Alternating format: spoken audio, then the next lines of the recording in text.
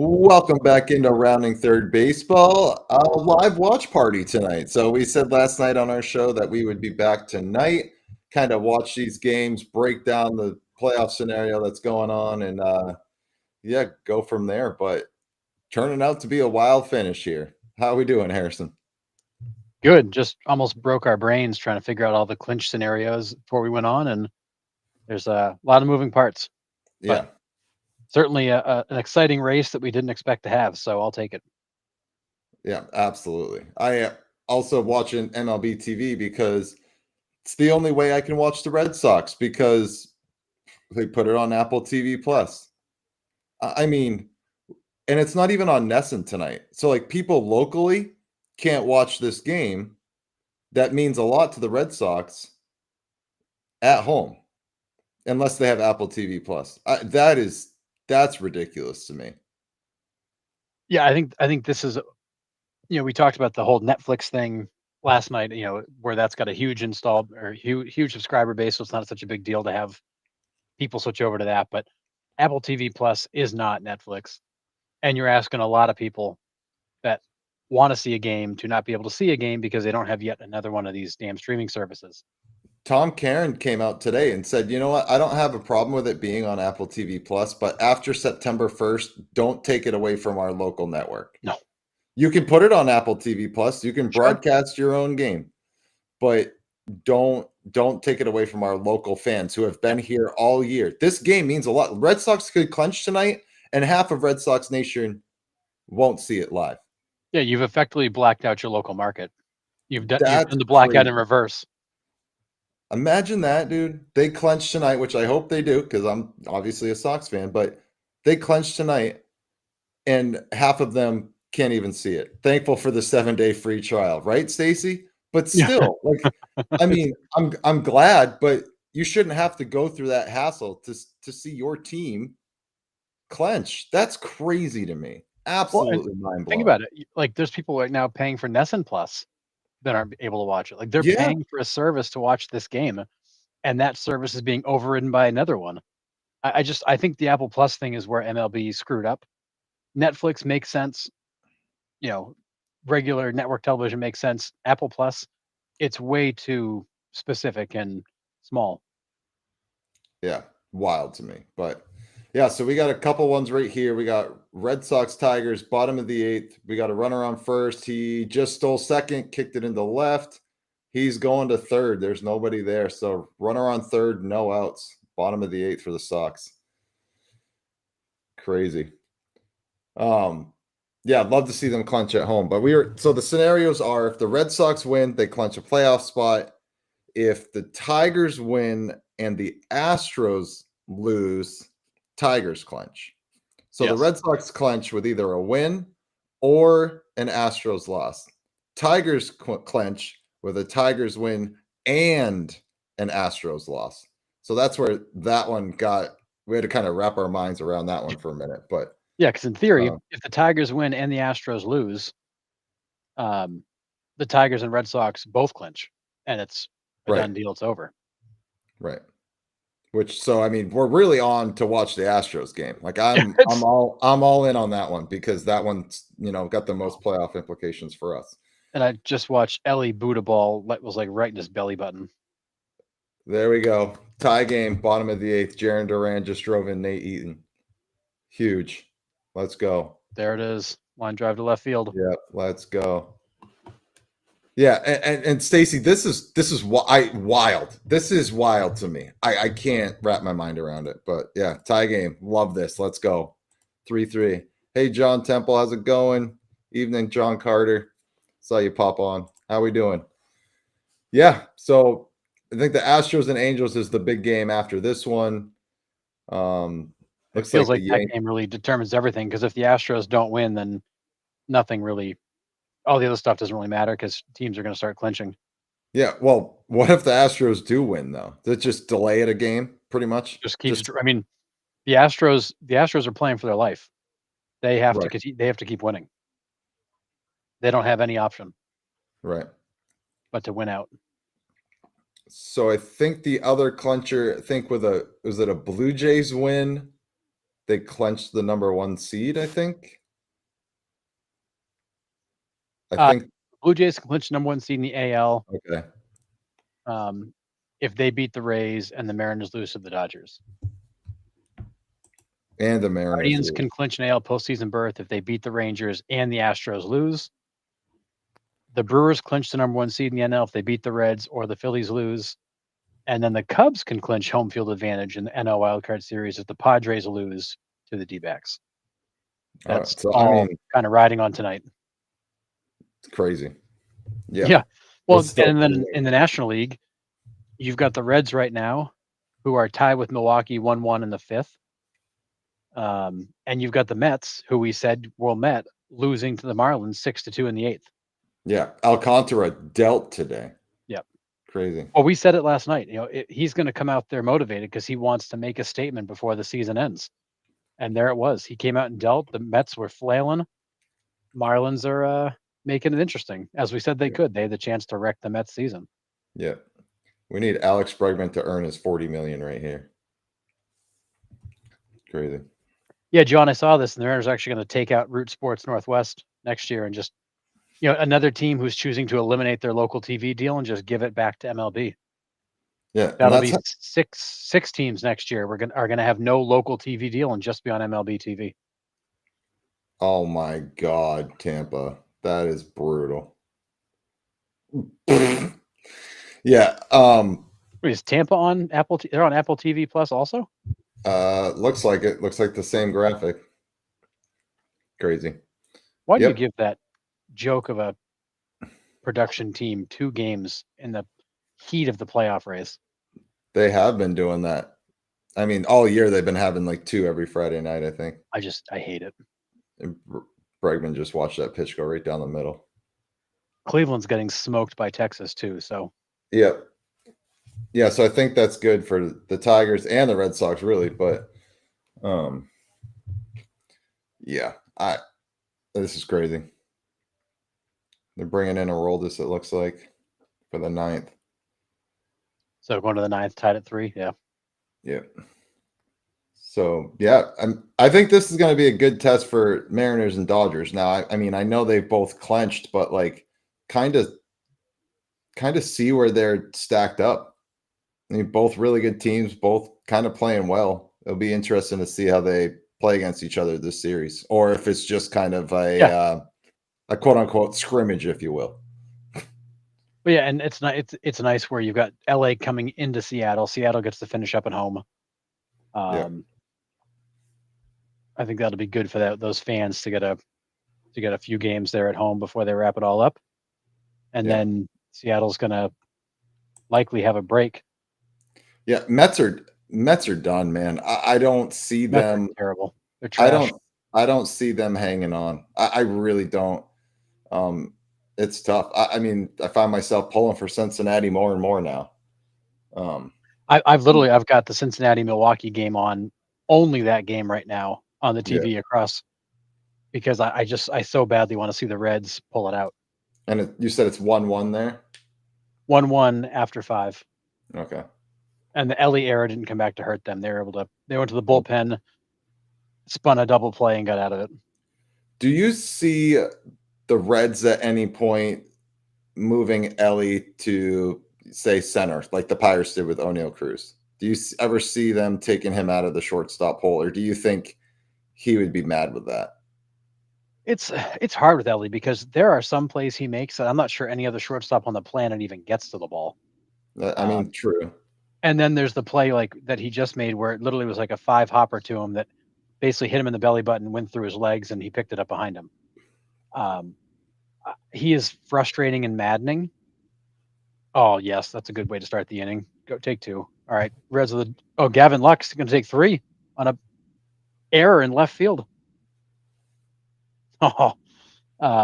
Anyways, I think that it's tough because Ellie is not a good fielder. He's got incredible athleticism, incredible range, incredible arm.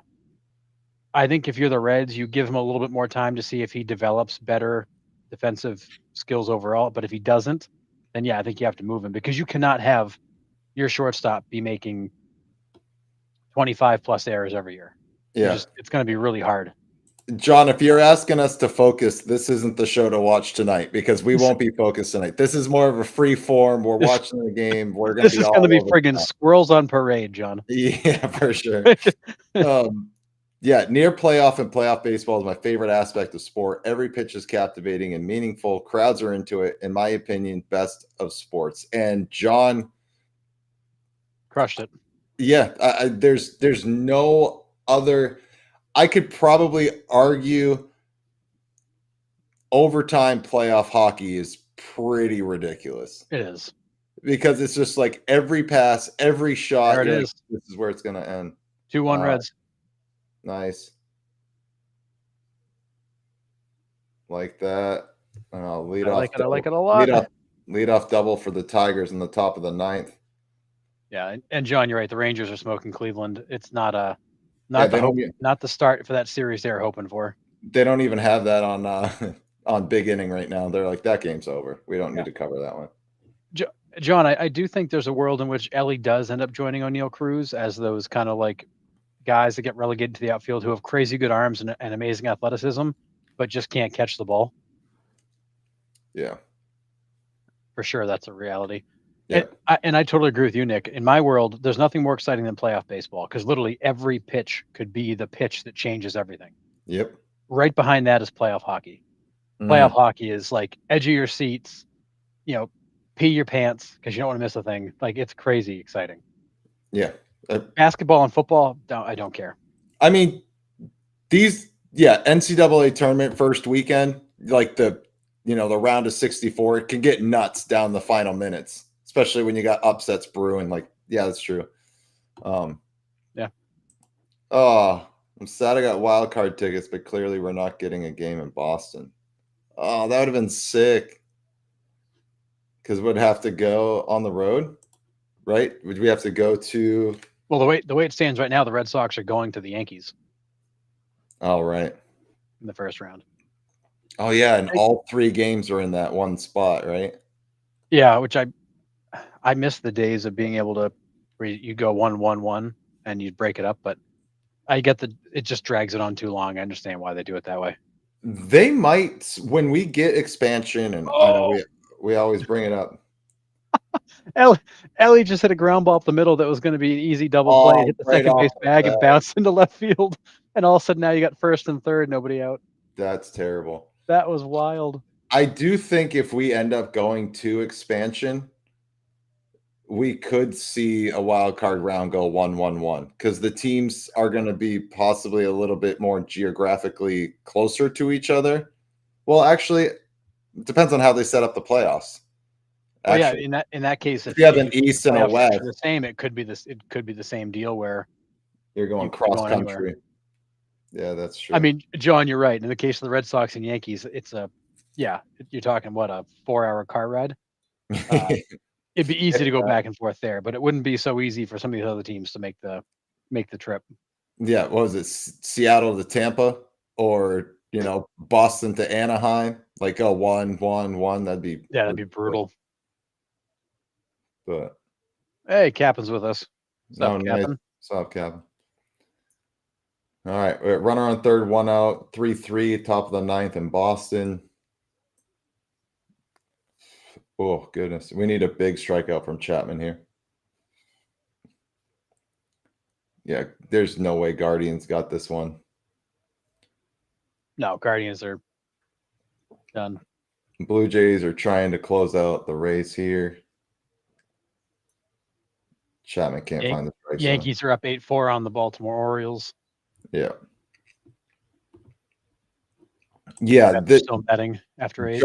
John sent me a message of what the Mariners playoff tickets are going for, and it is ridiculous. He's like, I would love to go to a Mariners game, but I would have to bang a fleet of old ladies in Sequin to afford any type of Mariner playoff tickets, let alone $2,280 World Series tickets. Wild. Well, when you've never gone. Yeah. This is a good point too, Mike. Union would never let it happen to do the 1-1-1. Yeah, it's too much. Yeah, it's a good point.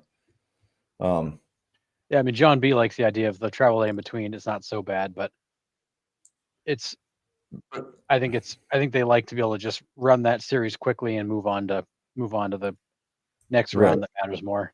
It's a Monday, Tuesday, Thursday, or Monday, Wednesday, Thursday. Sometimes they put that random off day in there anyways, I hate that. which is weird, but that was a big strikeout by Chapman.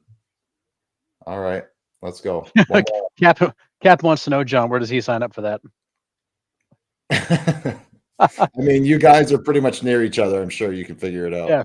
And John Carter's in for a tag team partner. Yeah. I don't even want to know what's going to end up happening in Sequim, wherever you're going. Yeah, send me a message on WhatsApp. It can't be traced. So yeah.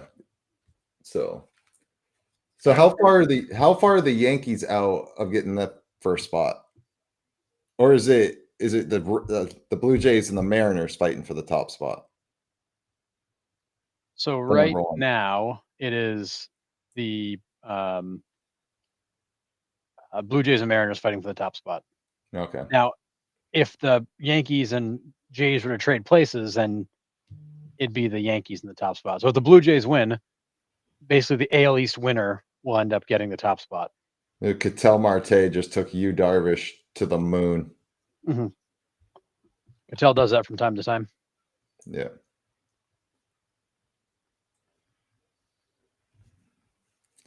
Oh, Contreras, stop. That's silly. Oh, Rays got runners first and second, one out in the ninth here. Oh, this is going to get interesting. So runner at third, still 2 outs. Yeah. John, this is also a good point for sure. League's always looking for a way to extend the series or seasons. Yeah. Man. But man. Oh, Ellie just stole second, so now you're going to have second and third, 1 out.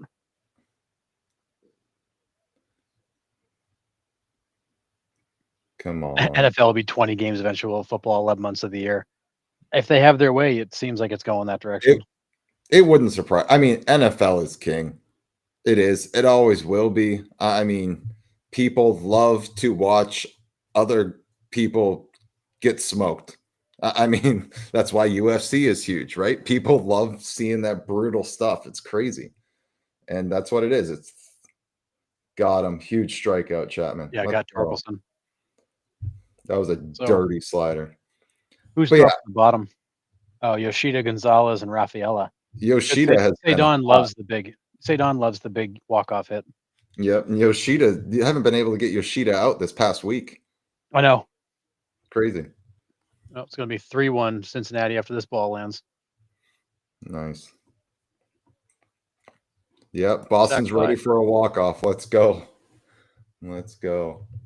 Oh, man, I love this. Come on, Reds. Keep piling them on. Mets keep netting. Reds keep winning. I'd love to see that massive payroll miss the playoffs. Right. Yeah, Andujar hit a nice sac fly.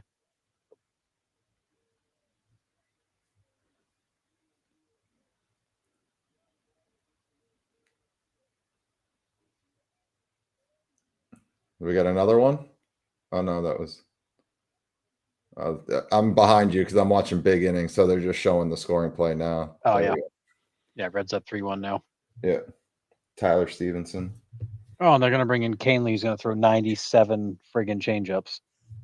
That's crazy. He's got 96 in his back pocket, and he throws 55 straight changeups. Yeah, it's almost like he just wants you to know that he's got it, but he's never going to use it. It's bizarre. Watch it. He pitches backwards. It's crazy. Dude, Chandler Simpson is a freak. He hit a rope to shortstop, like tailor-made double ball, one hopper. He beat it out to extend that game. That's crazy. Cap'n, do we call it Redding? If the Mets are Medding, can the Reds be Redding? Sure. I mean, maybe. You can call it whatever you want. Yeah. We can make that a thing. All right. Yeah. Reds up 3-1. Yeah. My dad always told me this, like growing up. He's like, what makes baseball incredible is the defense has control of the ball, which is, it's so cool. There's no other sport. It really is. It's so weird.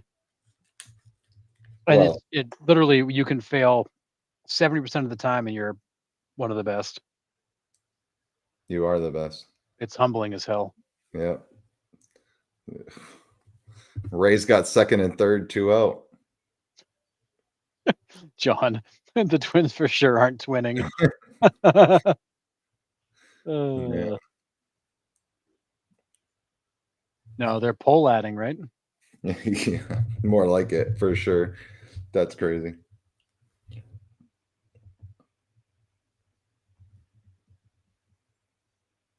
All right, Marlins beat the Mets.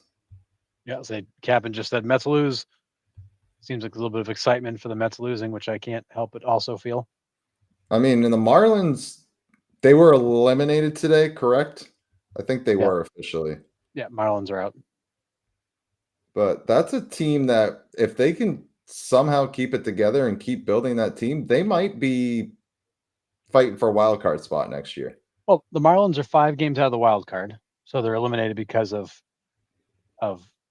just they ran out of time. But if you just take Sandy Alcantara's horrendous start back, they're in the playoffs Yeah. because like he wasn't even giving them a chance to win games early on. Yeah. All right, Reds are now officially a half game back. They win it tonight and they tie.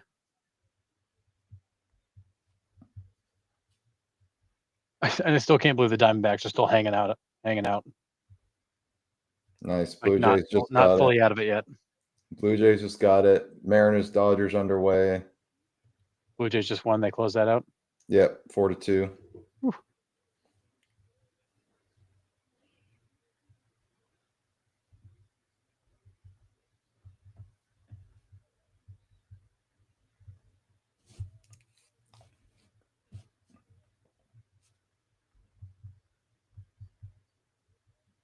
A nasty pitch. Holy cow.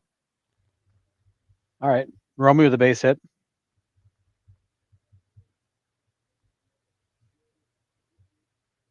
No way. No way.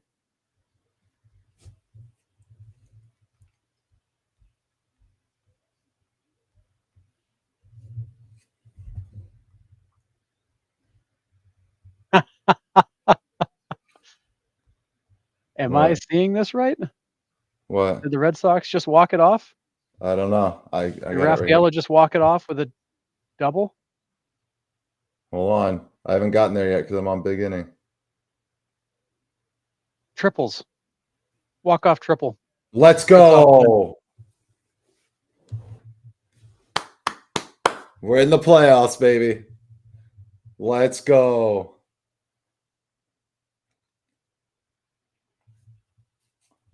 Let's go.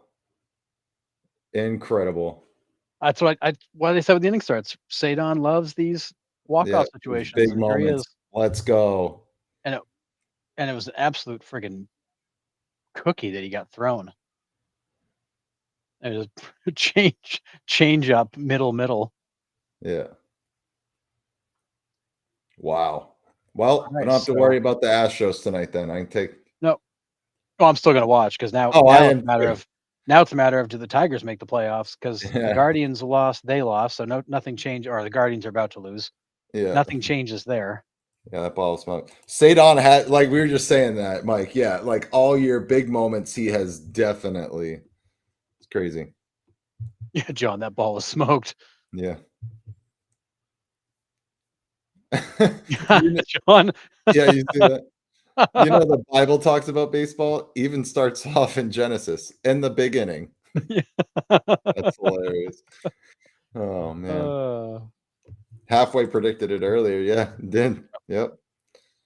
Oh man. Thank God I only had to watch Apple TV for 30 seconds. oh, I didn't watch any of it. I literally had the game day up. I was just watching the screen. Yeah. Yeah, Man. Captain says Detroit's in serious danger. I agree with you. They just can't seem to get a break. So now if Astros win, Detroit's in trouble. They need Astros to win. If the Astros win, they're now tied Yeah. with 2 games to play. Whew. and Wow. Cleveland has the tiebreaker over both of them. So Cleveland is safe so long as they don't play worse than those two. Yeah. But it's Yeah. not over. Sadon's had his struggles for sure, Mike. He really has. I mean, he's been scorching. He'll be scorching hot for a week or two, and then he's nowhere to be found. But if he's going to be a big moments player, his time's coming. But Yeah. this is where I hate this. Like, I can't even watch the Red Sox celebration because it's on Apple TV. I can't see any of it, but Yeah. cool. Yeah. And Detroit, as Captain saying, Detroit has a tiebreaker over Houston. So the Okay. Guardians have the tiebreaker over both of them. Detroit's got it over Houston. So Houston owns no tiebreakers, if I'm understanding it correctly. Yeah. Oh, wow. That was a big miss, dude. Oh, I got Michael joined us. Hey, Michael. The NL East is nuts. The Phillies are great. The Mets should be good. The Braves should not have been this bad. The Marlins should be good, and the Nats are the Nats. Yep. Yeah. Man. Yo, a Rosarina just hit 115 miles an hour at the left fielder, and he just whiffed on it. Well, I'm sorry. If the it was ball's coming at me at Conforto, 115, I might be diving for cover. and it was Michael Conforto. Oh God, what a terrible. Oh no, it terrible wasn't a Rose. sign. It was Julio Rodriguez that hit it. Wow. A Rosarina scored. Man.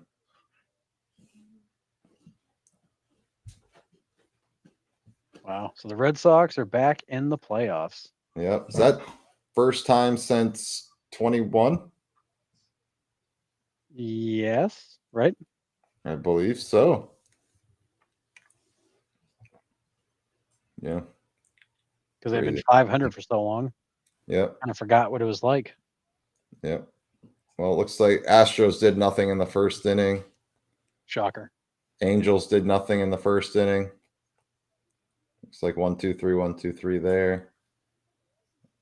Oh wow. I don't know what to watch now. Like, what am I supposed to do? Yeah, I'm all over the place. Me too. It's squirrels on parade, like I warned John Temple. Emmett Sheehan just threw the ball into center against the Dodgers look like trash right now. Wow. Crazy. Dodgers have their issues. Apparently the Pirates FedEx the dumpster fire to Detroit. I'll check that out. Watch my guys. Yeah. Detroit's been a disaster for the last 2 months. Yeah, they have. I mean, you lose 15 and a half games is wild. It's bad. It's so bad.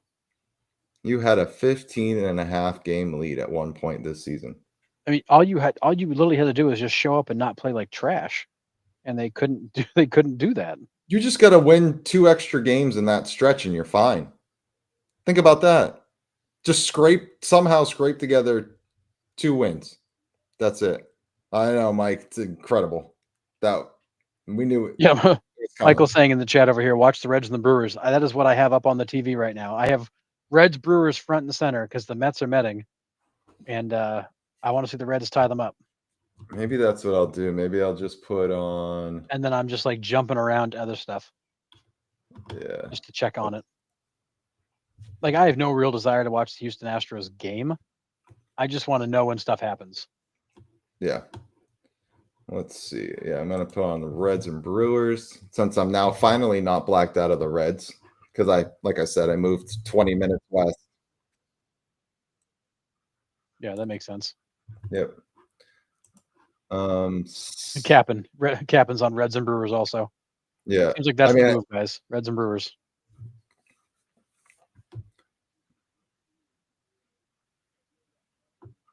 Yeah, because there's nothing else on, right? I mean, Houston and LA is the only other one that's got playoff implications, correct? Yes.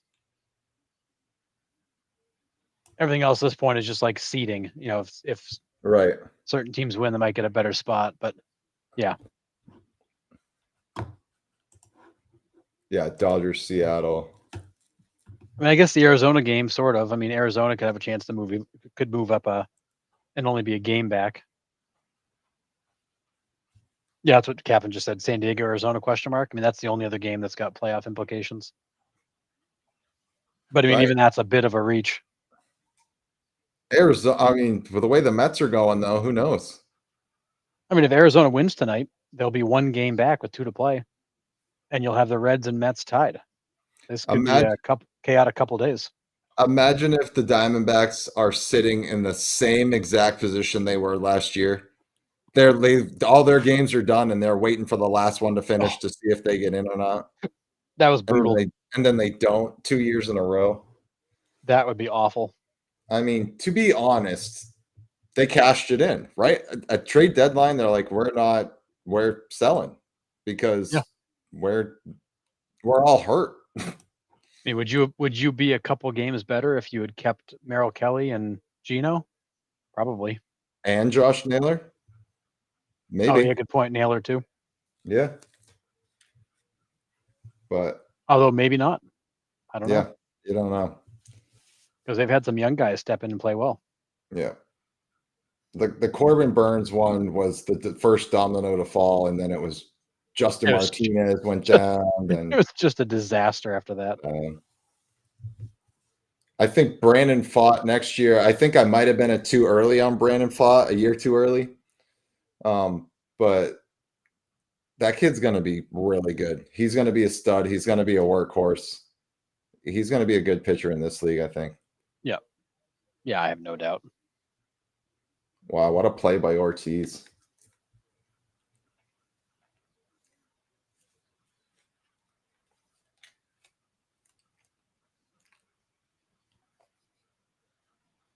Wow.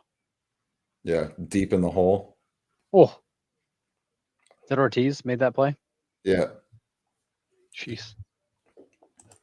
Yeah, I mean, even a blind squirrel finds a nut once in a while, Mike. I mean, I've had my reservations with Cora, but I mean, he can easily manage that bullpen when he's got Whitlock and Chapman available at the end. Like, I think when he has those two available, he can do it because he can put in Weiser and he's got Whitlock and he's got Chapman. You know, pinch running Nate Eaton right there was huge. But if he's missing one of those guys because they need a night off, that's when Cora kind of struggles to me. When he has to kind of manage on the fly. When he's got to get creative and go outside of the norm. Yes. Yep. But yeah, I mean, I'll give him credit tonight. For sure.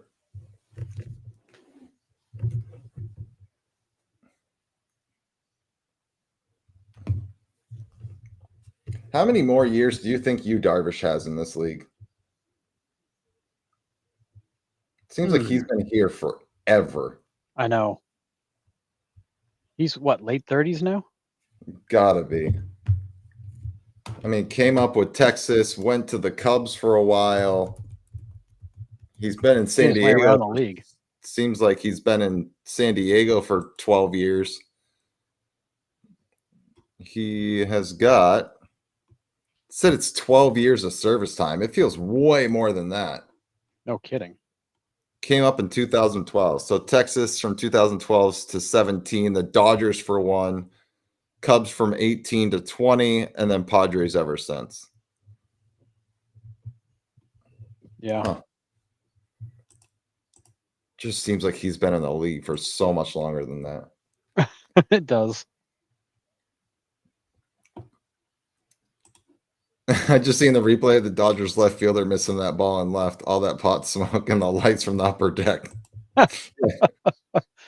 Oh. Goodness gracious.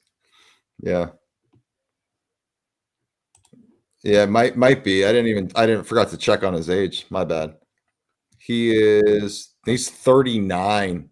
He came up, he debuted his 25 season. So yeah, John, you nailed it. Yep. Yeah, he went to Slayton early, not a Cora fan, but playoff managing, he can push the right buttons. Yeah, and I hope he does. I really do. Who do you want? Who would you rather see in the first round, though, Harrison? If you're the Red Sox, who do you want to face? Who do you think you have the best chance against? I mean, honestly, if I can pick a team out of that group that's going in, I would take the Yankees, because you've had really good luck against the Yankees. Have not played great against their own division this year. That's true. I if I'm the Red Sox, I don't feel bad about getting the Yankees. And honestly, it's another one of those cases where if you can go in and take out Goliath in the first round, then you're feeling good about the rest of the playoffs. Yeah, I'd rather not see Cleveland or Detroit in a 3-game set. Yeah. Because Detroit might just roll out Skubal for all three. Yeah, I mean, you're at least going to see him once. Yeah. They just say screw it. Like, Tarek, you got the ball game 1, game 2, and game 3. Yeah, just go with it. Yeah. Darvish has 2 years left, in my opinion. I mean, I think that's Got him. not unreasonable. He Yeah. still has stuff. He still has good stuff. The movement on his pitches is still ridiculous. It's crazy. Yeah.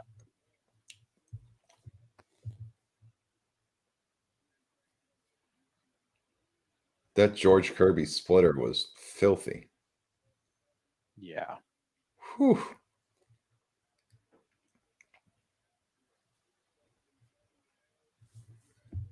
Want to see the Yankees, then the Jays. Just go right through the AL East to the World Series. That would be ridiculous. Do it. Yeah. Yeah. For me, I don't know. I mean, I think I would like to get. I mean, I hate to say that, like, because I don't want to just like ask for a team and then just get absolutely smoked. But I think for me, if you get Goliath out of the way, then the rest feels like cakewalk. Think of like 04 for the Red Sox. Like, the Yankees was the World Series. We got past that, and they're like, okay, well, this Cardinals team is cakewalk. And that team wasn't cakewalk. That was a good Cardinals team. It was. And they just rolled over them like it was nothing. So that's a great point, Mike. Skubal might have to go Sunday to get the Tigers in, depending on what happens. I was just going to say, if depending on what happens Sunday, they may need to use Skubal then. If they don't, if they can wave him off, then yeah, he'll be ready to go in game 1 with a little extra juice. Dang.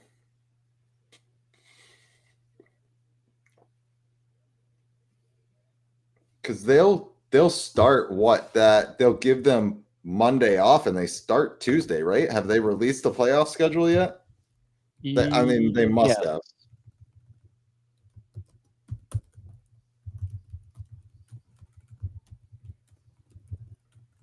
It would be nice if I knew how to spell schedule. Schedule. Yeah, so first games are on Tuesday. Yeah, so they just have that Monday off. So we would probably see if we play the Tigers or whatever, whoever plays the Tigers, if they make it in, if they have to pitch Skubal on Sunday, you could see him on game 3 Thursday if it gets there. That's 3 days rest. Yes. Yep. Yeah. Because the Tigers can't go through a wild card round without Skubal pitching once, right? I can't see how you'd ever let that happen. No. Imagine trying to explain that to your GM. Hey, we lost in the wild card. It was tough circumstances. Yeah, why didn't you pitch Skubal? Well, he pitched to get us in, but just couldn't fit him in there. But could you imagine? That'd be wild.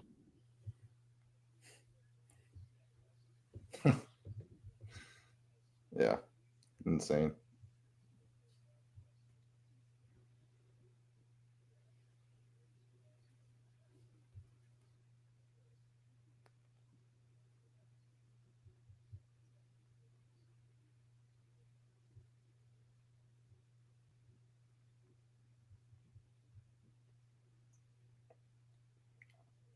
Yeah, only way if they sweep it in 2 games. Right. That's if the Tigers get swept in 2 games, you're not even going to get a chance for Skubal to pitch.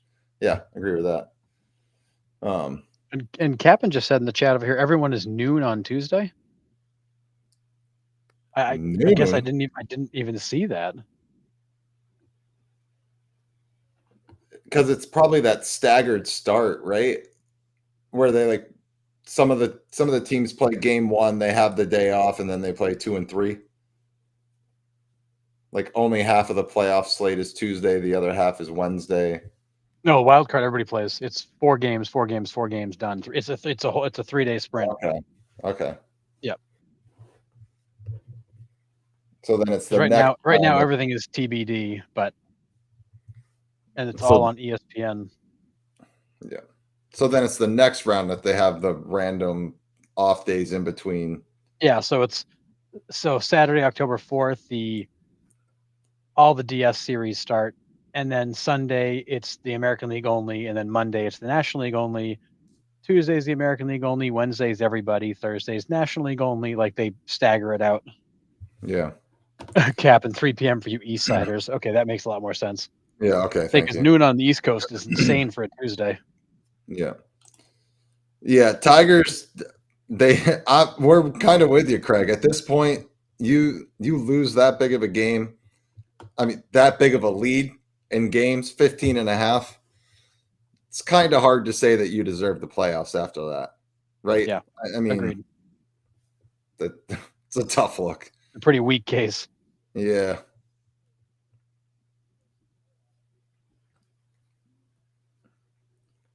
Goodness.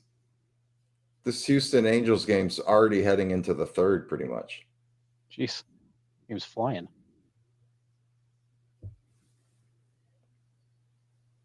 I mean, it's 2 teams doing nothing. I mean, fair. Fair. Still 3-1, top of the 8th for Yeah. Reds Brewers. Right. And you said this is to bring them within a game, or is this tie them? If the Reds win, they're tied with the Mets.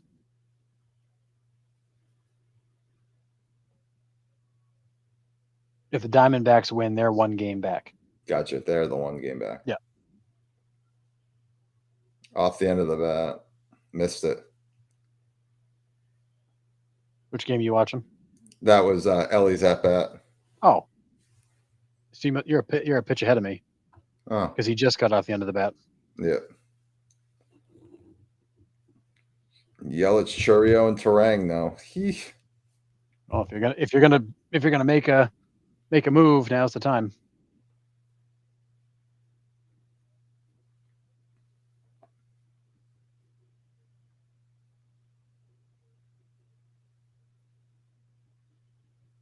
Dang.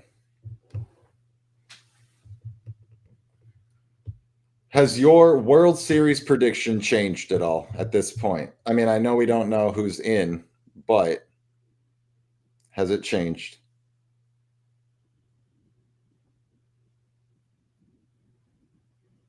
I mean, I feel like it's changed a few times over the last month, just seeing how teams actually play when it matters. In the American League, I mean,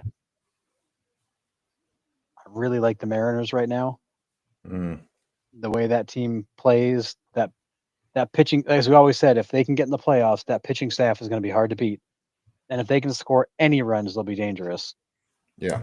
I think that, and they're hot at the right time. So I like the Mariners in the American League. I think the Yankees are number 2 for me in the American League. In the National League, I want to believe in the Brewers. I really do. But I think for me, it's the Phillies and Cubs are 1 and 2. I can see that. I think I'm with you in the AL. I think it has to be the Mariners right now. And the Yankees are the freaking Yankees. I can't believe in the Blue Jays yet.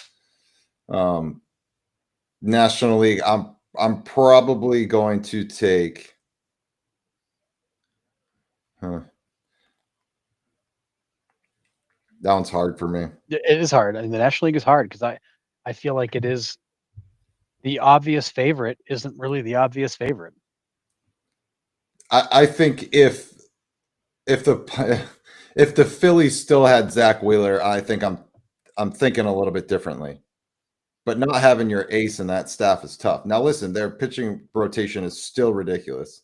Their starting rotation is still one of the best in the league without Wheeler.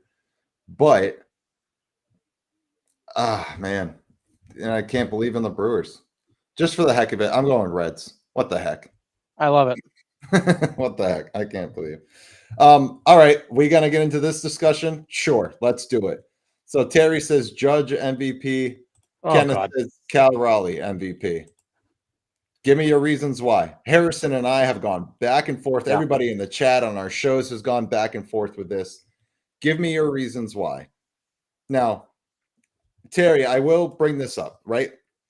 Judge leads in every offensive category. He had another home run tonight. That makes it 52 on the year.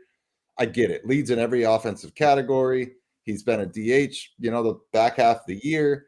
Due to injury, he's still raking, but doesn't lead in home runs. And are the Yankees still in the playoffs without Aaron Judge? You could probably argue yes, because they have 6, almost 7 other guys that have hit 20 plus home runs this year. So you could argue the Yankees are still there.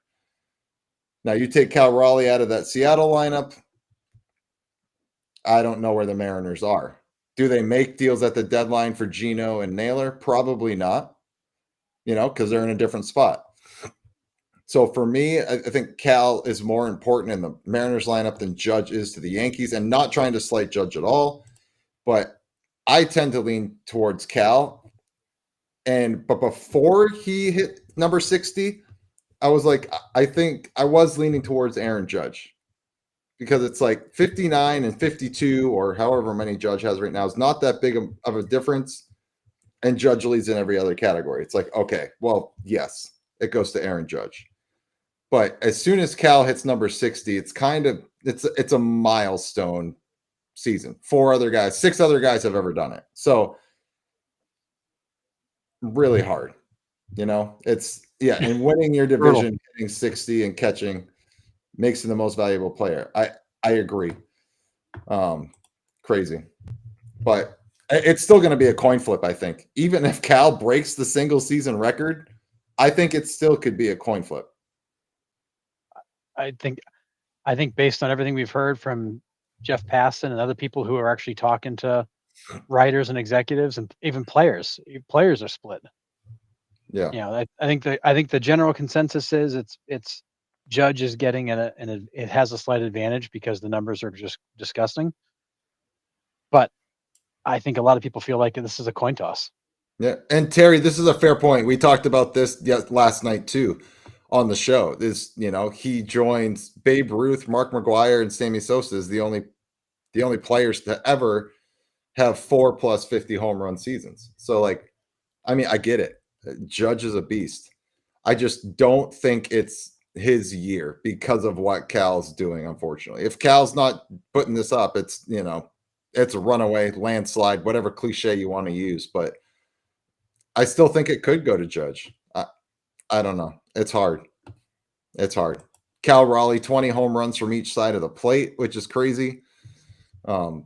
Just a lot of things. I don't know. It's hard. He's had a great season from each side of the plate. Right. Yeah. It's kind of dumb when you think about it. I think if I'm a writer this year, and I hate that I'm saying this because we always bank hey, just make a choice and defend it. I wouldn't be mad with the writers if they literally just flip the coin and put in their ballot this year. Honestly. Yeah, I mean, I kind of wouldn't blame them. And be like, why did you pick Judge? Look at his numbers. Or why did you pick Raleigh? Look at his numbers. I mean, I'm kind of with you now. I kind of slept on it, and I said I wouldn't mind if there was a co-MVP, but I'm with you. I think you do have to make a decision. But this could be a year where we do see co-MVPs. Like, they just can't make a decision on it. Yeah. I hate everything about the whole thing and not making a decision, but I totally understand why we are where we are. Yeah. Because you've got 2 unbelievable seasons competing against each other. Yeah. You think the Jays are making it far? Brian, I don't know. I don't know. They could. They could. I have picked the Jays in my preseason prediction the last 3 years, saying this young core and this pitching staff is going to figure it out somehow, some way. And they just never have. right? And then now all of a sudden I don't pick them in the preseason and they actually make the playoffs.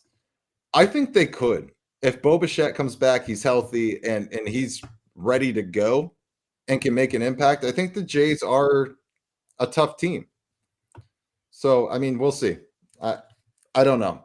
Far, I think they could win a first round matchup maybe and then get bounced. I don't know. It's tough. I don't know. I Yeah. think the Blue Jays have the talent to, to be the American League champion.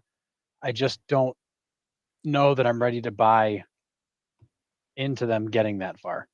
Could Yeah. they? Absolutely. Yeah. I think the Blue Jays are going to enjoy their bye. In the NLDS, let's see. Where is the So let's run this scenario. So if the season ends today, based on where the standings are, it's Red Sox and Yankees, and the Blue Jays are waiting to face the winner of that series. I mean, do you if you're the Blue Jays, you've got either the Yankees or Red Sox coming to town. What do how good do you feel about your odds? And then when you get through them, you got to get through the winner of Seattle and whoever comes to play them. I don't know that I believe that the Blue Jays can get that done. However, when it comes to talent and ability, they absolutely can. Yeah. But I view them kind of like the Brewers. I'm not ready to believe that that they really are that good. Yeah. Yeah, back to the MVP thing. This catcher won good season. Right, but that's what the MVP award is. Right? It's a single season award. It's not what have you done the last 5 or 6 years. Like it's what you've done this year. That's Well, it. and let's back up a little bit. Cal Raleigh last year hit 34 and drove in 100. In 23, he hit 30 and drove in 75. He won a Gold Glove last year. Platinum glove He last finished. year. Well, yeah, sorry, yeah, Gold Glove and Platinum Glove. He was 12th in the MVP voting last year. He was top 20 the year before that. It's not like this dude just like suddenly showed up. Right. Cal Raleigh's been, the best catcher in baseball for at least the last 3 years. Yeah. Yeah, and listen, Judge could be top 10 hitter of all time when he's done. Right? Would you agree with that? I mean, maybe. I certainly think he's going to be, he's one of those guys who probably ends up on the Mount Rushmore of the Yankees. Oh, I think he's 1000%. I think he's in the elite of the Yankees.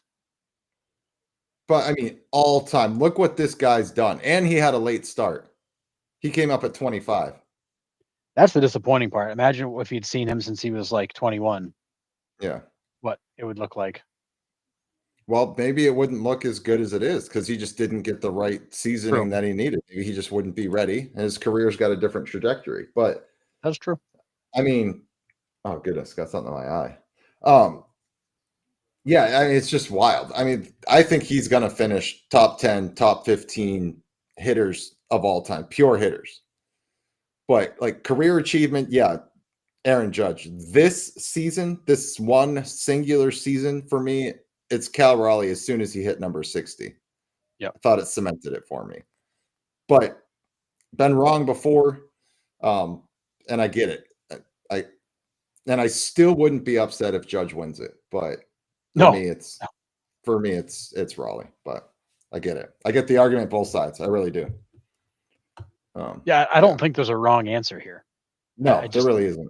It's just a matter of what do you see as the most valuable guy? Yeah. And honestly, doesn't matter what I think, doesn't matter what anybody thinks, matters what the writers think. Yeah. Good point. Right? I mean, we don't get a vote. So, yeah. Not yet. One day, Nick. One day. One day. Working. Although our opinions might scare them. Yeah, facts. Yeah, because we haven't been wishy-washy at all the last few days with this topic. No. God, that curveball, 68 miles an hour. Wow. Brandon McCarthy went deep though for the D-backs are up 2-0. Ooh, I like it. I don't. I started you Darvish in the finale today. I don't care. Oh, Kike goes deep. 1-1. Mariners Dodgers. Ugh, gross. Dude, that kid is sick. Who? Ortiz just made another one. Get out. No way. How do you get enough on that throw to even make that play close? Dear Lord.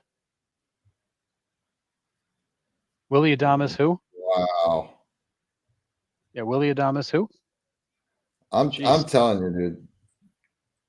Whoever goes in and plays the Brewers have to beat them because they're never going to beat themselves. No, they won't. They won't. You have to go in there and earn it because they're Yeah. not going to give you a thing. Yeah. Who now are you talking team or are you talking singular player here, Terry? I would imagine you're talking singular player, right? Because for me right now, it's Aroldis Chapman. I'm scared of that dude. I mean, you're not wrong to be scared of him. Yeah. I'm gonna guess you're talking singular hitter. I mean, I don't know. It's a hard question because Aaron Judge gets pitched to a lot because he strikes out a lot too, right? So like teams aren't afraid to go after him. Like they're willing to almost take that risk, right? Does that even make sense at all? Yeah. Like we're going to take the risk that we can get him to strike out and not make a mistake. But if we do make a mistake, Judge is going to make us pay. He's going to hit it a mile. Now, Cal Raleigh's kind of in that same boat, right? Another player that does that is Riley Green. Riley Green's got 34, 35 home runs, 197 strikeouts, right? So you can get him out. You're going to attack him, but if you make a mistake, they're going to make him pay. So many Ks. Yeah, it's crazy. But I mean, this is a fair question. Right now, I think Judge is number one in the AL, right? Is there anybody else that's more feared than him? As a hitter, no. I mean, he might be number one in all of baseball, but in the American League, yeah, it's Aaron Judge is the most capable, the guy with the broadest skill set. I mean, he can do literally everything. He can. I mean, he's just set the record for intentional walks. He hits lasers in the gap, home runs. I mean, playing Yankee Stadium helps because he can just flick those things to right field. But Yeah. he's not a guy anybody wants to see in the on deck circle. Stanton in the playoffs is more feared than Judge, and that is not 100%. That is not incorrect. Yeah. That is not incorrect. What's up, Flat Stanton Cheese? was the whole offense for the Yankees for a big chunk of last year's offseason. Yeah, Flat Cheese. But what's up, Flat Cheese? Good to see you. Now I know where you're going with that, Terry, right? Because then now you're going to come back and say, well, then he's the MVP. Like, I get it, right? But we have this. Captain says MVP is not an offensive award, and it's not. We've had pitchers win it. We've had Justin Verlander. We've had Clayton Kershaw. A catcher hit 60, right? That's what, for me, like he transcended this season. He transcended that position this season. Because nobody ever in the history of the game at that position has done what he's done. Just like if we take Aaron Judge's year that he hit 62, right? Nobody in the American League had hit 62 home runs that year. If Aaron Judge was hitting 240, which I know he didn't, if his on base was 300, which I know it wasn't, and he hit 62, he was still going to get the MVP award because no one has ever done that. He transcended that spot, that record. And I feel like that's where Cal is this year. But again, still wouldn't surprise me if he wins it. and a switch hitter to 660 to switch hitter to hit 60 also, right? Broke Mantl's record. I totally get it. It's an awesome argument. It really is, because neither side is wrong in my eyes. But No, I mean it's great yeah, when you've got two guys having seasons like this that are battling for the award. it's crazy. And the nice Yeah. thing is both those guys would say, "Give me the World Series ring. Somebody else can have the award," because these are guys that want to win. Mm-hmm. Yep. Christian Walker just went deep for the Crap. Astros, so 1-0. Not what we're looking for. Mm. Well, we're in. Doesn't matter, Yeah, I really want the Astros to be out. right? I'm just tired of the Astros. Okay, I'm that's done. fair. They can take a season off. That's that's completely fair. That's completely fair. But man, Zach Gallen is dotting tonight. Where was this guy at the beginning of the season? Yeah. Doesn't everybody want to know? Oh,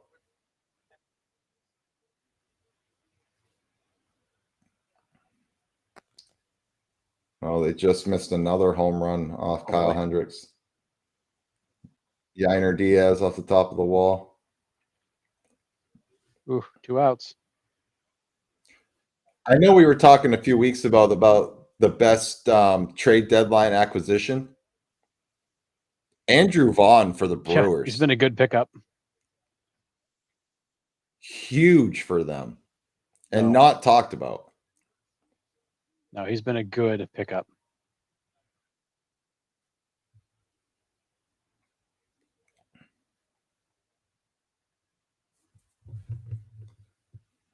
All right, Diamondbacks up 2-0 going into the fourth. They got 2 outs in the Reds Brewers games. That should do it. Communicate, fellas, or just push them out of the way. Just do something, even if it's wrong. He literally just knocked over Cabrian Hayes. All right. Hell, he just like starts to leave and just leaves him on the ground. Yeah. Wow. So Reds are in if the season ended today, because they own the tiebreaker. They are over now the tied Mets. with the Mets, but they own the tiebreaker.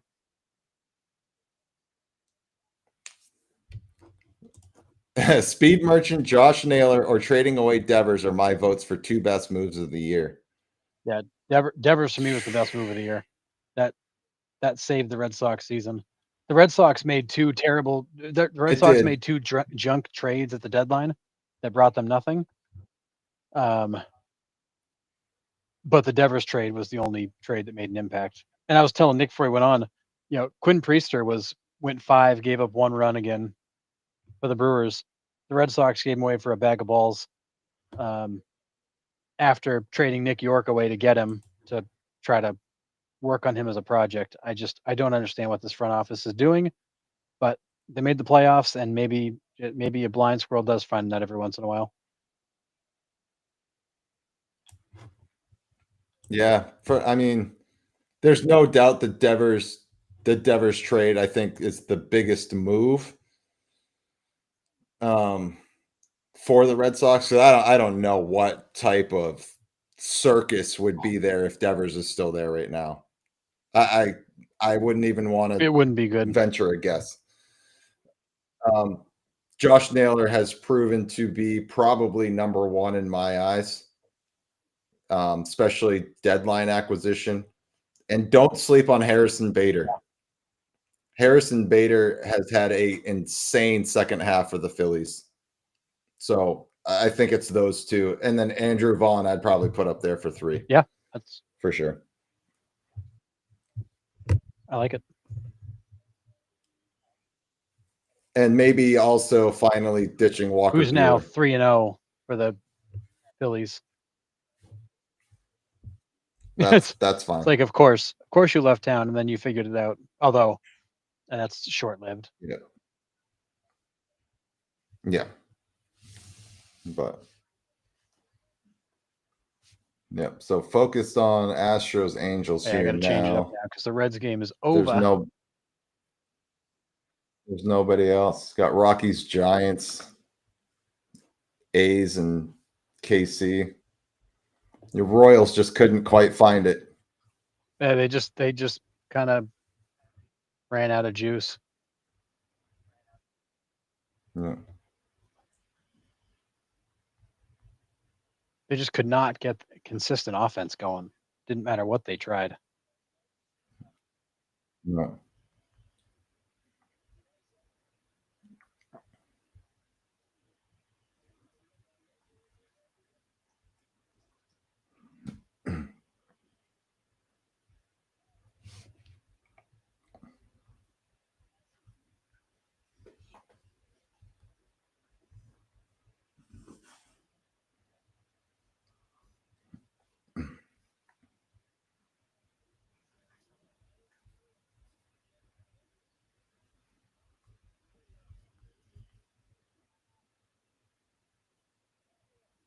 What's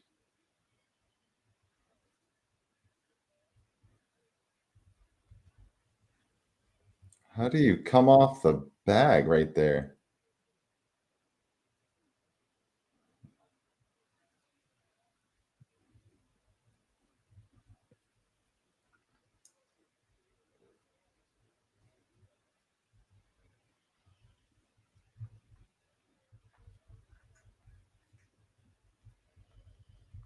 Wow. Oh, here we go, Terry. This is where it's at right here, buddy. You're talking our language. Aaron Boone is horrendous when it comes to managing a bullpen. We have not okay, granted we are Red Sox fans, but we are baseball fans in general, right? So we do talk about we're critical about the Red Sox and how they handle stuff as well. But to me, Aaron Boone's in-game management is very suspect. And it's definitely bullpen management is number one for us. And then there's like key situations that come up in games that we're not like the other one the other day when he pinch hits for Giancarlo Stanton, not for Giancarlo Stanton.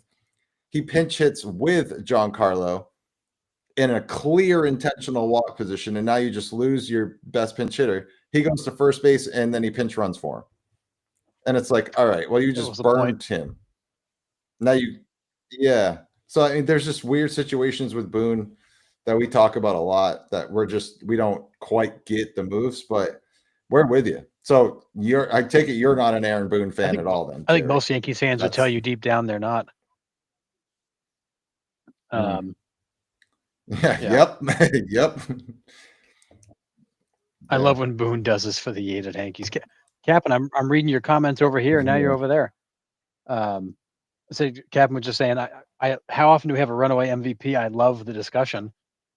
I feel like, and we said this the other night, I feel like we haven't had like a really good MVP race in what seems like a long time. We've had some other people that were in it, like last year in the American League, like you had Bobby Witt Jr. You had guys that were in it, but they weren't legitimately going to take the award from Judge.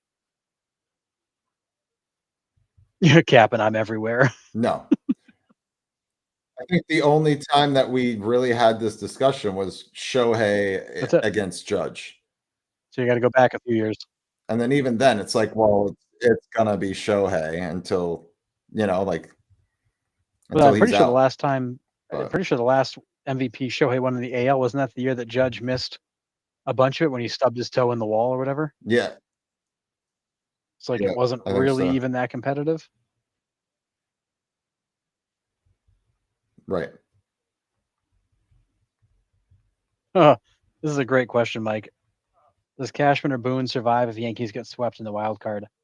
I mean, we've said for the last couple of years, like, how are these guys still here? What is it that gets them fired? At this point, I don't think anything does. I think these guys are going to be there forever. If anything, they'll just ride out Boone's contract and then just not re-sign. In case you forgot, the Anaheim Angels aren't good at baseball. That's a little league play. That's brutal. It's a great slide, but you threw all the way through to then throw home. Yeah, why not? That second baseman makes a diagonal line in behind the pitcher's mound and catches it short. You can't let that throw go all the way to the bag. No, unless you're just trying to get him out. Right. Yeah, that's brutal. I don't think the catcher ever even tagged him. But it No. shouldn't matter. It shouldn't have been that close. That second baseman catches that ball in front of the base with the momentum going that direction. That's a much easier throw than trying to catch it and then go back to the direction and throw against his body. That's a little league play that we ran Yeah, at agree. every practice. Yeah. The cutoff Yep. play. Shortstop goes to the bag. Second baseman runs up and catches it short. His momentum's already heading towards third base. It's an easy read. And at that point, you're giving away second base because you don't care if they steal it anyways. Just, Right. ah, man. Hendricks is like, looks like he wants to go murder somebody. Yeah, probably. And he, would too. am I remembering correctly? Did he say that he is retiring after this year, Hendricks? Hendricks, I don't know. I don't know if he is or not.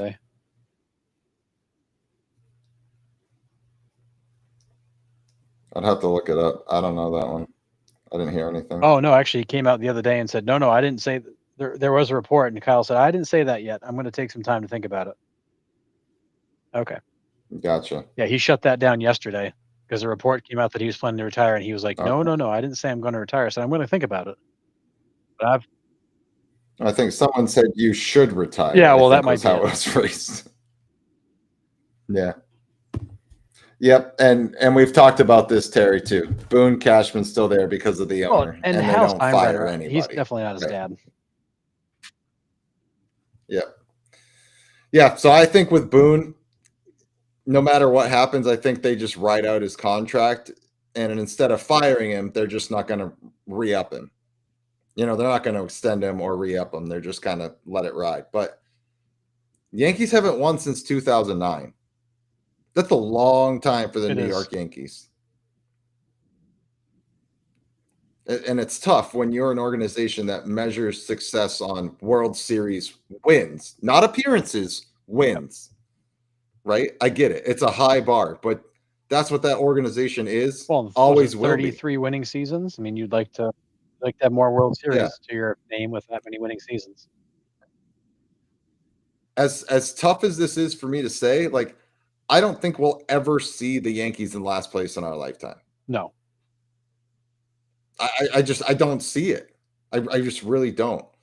I mean, they would have to have more of an epic collapse than the Roman Empire or the Detroit Tigers in 2025. Right? Let's not get too far ahead of ourselves. That I just don't. Tigers collapse is going to be a thing of legend. Crazy. Well, that was a replay from the other night when he hit 401. I didn't realize that actually just really happened. Yeah. I thought they were just showing the replay from last night. No. That's what, 3 and 4 days after he could not seem to get to 400. What's up, Chad? Good to see you. Just stopping in to say hi. What's up real quick? New job got me on that nightlife. Oh, man. But Ghost Bucks, that's right. Huge clencher. That was huge today. All right. Non-playoff related question, Harrison, I got for you. Where do you rank this Sacramento A's offense as a whole around the league? I rank them as probably the most fun to watch of anybody. Okay. Because, I mean, they can do just about anything. I mean, in terms of stats, they are what they are, but in terms of like excitement, what they can do, what they're capable of, I was thinking about the other day. You look at that group with Kurtz and Soderstrom and Wilson and Butler, Langoliers. Like, you look at that lineup and you just go, man, this team is going to be unbelievable in like a year or two as these guys keep developing. Because there's no holes. They've got a young stud in basically every spot. What they don't have is the pitching. But that offense that offense could be one of the 5 best in all of baseball in a year or two because they can absolutely rake. And I was watching them the other night. You get a guy on Langoliers hits a double down the right field line. Rooker hits a missile in the left center gap. And then, Kurtz hit a absolute freaking you could hang laundry on this line drive. And you're watching these guys hit the ball to all fields, line drives, home runs, situational stuff they can run. I mean, they might be the most fun team for me this year to watch. If Yeah. they had pitching, forget about it. They'd be scary, but that is going to be a really good offense in a year or two. Yeah, I mean, I think their offense is almost there now. I mean, they can put up runs in a hurry, especially in that minor league Crazy. ballpark. But I think they're not going to worry about the pitching until they get to Vegas because A, there isn't going to be any free agent pitchers that want to go there to get absolutely shelled in a minor league ballpark where the That's a ball tough travels sell. like crazy. That's a Now, tough sell for sure. is this offense going to translate over to Vegas when they're out of the minor league ballpark? I think so. I think it will. Oh yeah, Um, they can and hit anywhere. and then the pitching is going to come in because these kids are going to be 2 or 3 years, older, more developed, less raw. They're going to be tuned in. This is going to be a fun team to watch when they get to Vegas. Yep. Because there's going to be free agent pitchers that want to go there for sure. Yes. New ballpark, new facilities. They're going to have top of the line stuff. Yeah. Been big on Rooker since he came up with the Twins. Wish we would have held on to him. Yeah. And I think. Oh yeah, I forgot he came up with the Twins. Yep. I think for once in Fisher's tenure, we are not going to see him ship out the young bats. Are we going to see him ship out 1 or 2? Maybe. But I think he's going to sign extensions and hang on to these kids and get them ready for Vegas. Well, and I think the difference is he's not just going to ship them out. If he ships them out, it's going to be for the pieces they need back in return. Right. I think gone to the days of just dumping payroll. I think now are the days of let's build a financially sustainable team, and they'll have different ways to do that. Yeah. And we've been saying it since, for the last couple of years. Everything here has been building towards Vegas. They've been building to get out of Oakland. And now we're beginning to see the fruits of that work. And it could be a hell of a lot of fun to watch the next few years. Yeah, definitely could. I'm here for it. You and I have always agreed on this. Baseball is better when the Athletics are good.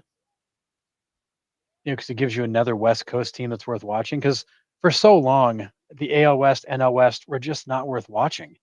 The quality of baseball wasn't as good out there on the West Coast, and now it is. Yeah. And with them being good, it just makes it even better. And then going to Vegas, if Vegas is a draw, it's good for Major League Baseball. Yeah. Mike, don't disagree with this point. Fisher needs to be thrown out of the league. I still don't trust he will invest.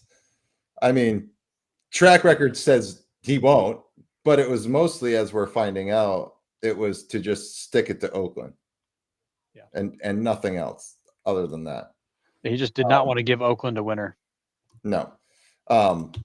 It's the Vegas part that's a difference maker. He's poised to make a ton of money in Vegas, and I'm with you. 1,000% agree. Yeah. Last question from Terry. Think the Mets will be in the wild card? I think they're out. I think they're out. I hope they're out. I mean, I am all in on the Reds taking that spot and the Mets starting the offseason early. I am banking it all on the Marlins taking care of business in the next 2 days. That's what they do. Yep. Yeah, I think they're out. But we'll see. Captain, I don't know where they rank. I just want them to keep it together. Yeah, we're with you. Yeah, it's fair. Yeah. I mean, they're Let going to these kids play together for a little while. Let's see what's possible. Got to keep Jacob Wilson healthy. If he is constantly setting the table for them, and you got Lawrence Butler to follow him up, like you're going to be putting some runs on the board constantly because A lot. the next four guys are double machines and home run machines. If Kurtz doesn't make you pay, Rooker will. If those two don't, Langoliers will. Soderstrom in there. It's crazy everywhere. Yeah. I mean, Nick Kurtz season alone right now is we're looking at him possibly challenging Aaron Judge for an MVP award next year if he can keep this pace up. Remember, Kurtz didn't even come up till middle of the year. And he's got what, 34? Yes. I mean, he's had an unbelievable season. Crazy. And he's only played 2/3 of it.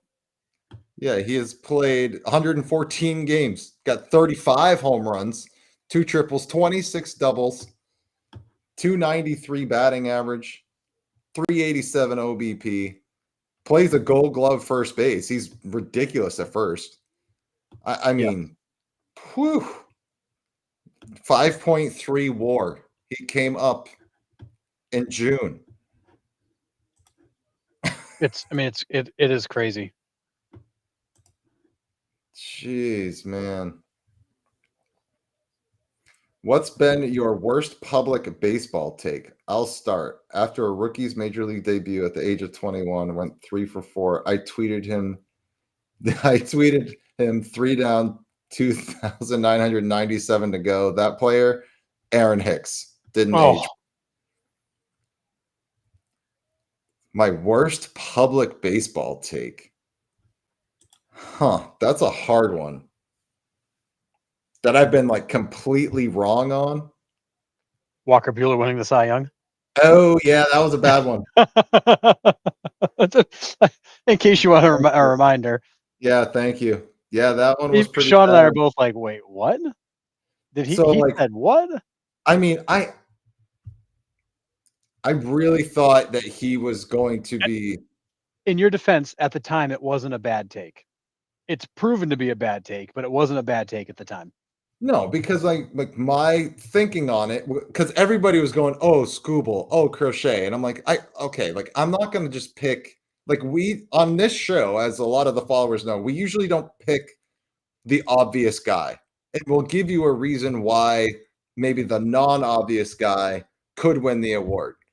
So my thinking with Walker Buehler was he has signing a 1-year prove-it deal. And when I say prove-it deal, I am saying no opt-outs, no team option, no club option, no mutual option, nothing. It was 1 year, 21 million. That's it. And for me, he's going in and he's pitching for his career. He's pitching for his life. And that's where I was going on. It was like, and I saw the playoffs the previous season and he was lights out for the Dodgers. He really was. He pitched really well for the Dodgers against the Yankees. So I'm like, all right, he's my Cy Young pick. I know probably not going to win it with Crochet getting traded, Skubal, all that stuff, but that was the reason for it. But yeah, easily my worst public take, I would say. Mike, this is not terrible, but disappointing for sure. Yeah, that knee injury is a brutal one. And we're not sure if he's going to even be able to come back from that. Yeah. That's bad. A ruptured patella tendon is crazy. Yeah. But what's your worst public take, Harrison? So my worst public take is, actually, I don't know if it's my worst public take, but it was the most controversial public take. But so if you go look at our Facebook page, there is one negative review on our Facebook page because I was in a Facebook group and the talk was about Derek Jeter. And I basically said his catch into the stands was overrated. He easily could have turned or stopped. And I got roasted in this group, which was kind of my point. I also said Derek Jeter was overrated, which I stand by as a good take, which I also got roasted for. But yes, I had said that there is no reason for Derek Jeter to have had to jump into the seats. He could have easily just kind of veered off or kind of slowed down and caught himself. He did not need to take the last 2 steps and the jump. And we've got a negative review on our Facebook page from a guy that said something like, "Weird take, thinks people can stop automatically or immediately or something," and gave us a negative review because he was so mad at what I said. I So my mean, if we, worst take has got a receipt on our Facebook page. I love that. Oh. And if we want to get into that, so when Sean was on here with us, he was our third co-host for a while. He was a pro Derek Jeter had to go into the stands. And he was like, a guy just can't stop on a dime like that. And I go, Sean, he took 4 or 5 steps before he went into the stands. I go, he We used caught to the get into ball in this for like once a month hours. for like 20 minutes. And I go, he caught the ball in fair territory. He goes, no, he didn't. He caught it. I was like, we're bringing up the video. So after the show, we brought up the video and we are still going at it. We're not even online anymore. We're just going at it. And I go, Sean, he catches the ball 5-6 feet into fair territory. Was he at a full sprint? Yes. But he had time to stop. He did not need to launch himself 10 rows deep, in my opinion. Now, the other one, the flip play, was it a great play? Yeah, absolutely ridiculous athletic play. It really was. What the hell is Derek Jeter doing there to begin with? Completely out of position. He's the third cut apparently, just for safety. I mean, I don't know if that's heads up. I don't know if he just got lost for a second and ended up in the right spot.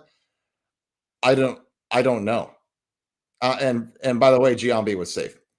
And that's not my And word. if he slid, it wouldn't have even mattered. It would have been so obvious. Right. But I mean, you can't tell me that he saw this right fielder was just going to airmail the cut, so he just sprints all the way over like the Flash to cut it off and flip it to home. Like, what are you doing there to begin with? Doesn't make any sense. But yeah, it's crazy. I think those two are vastly overrated for their greatness. Were they good plays? Yeah, they were good plays, but they're not as great as everybody makes them out to be. And I'll die on that hill. They're those plays that people have like this romantic memory of, but when you look at it, you're like, oh, it really wasn't what I thought it was. Yeah. Yeah. Crazy. Yeah, that was a constant one. Yep. I'm trying to think if I had any other ones. That was in the script. For sure. The flip play was in the script for sure.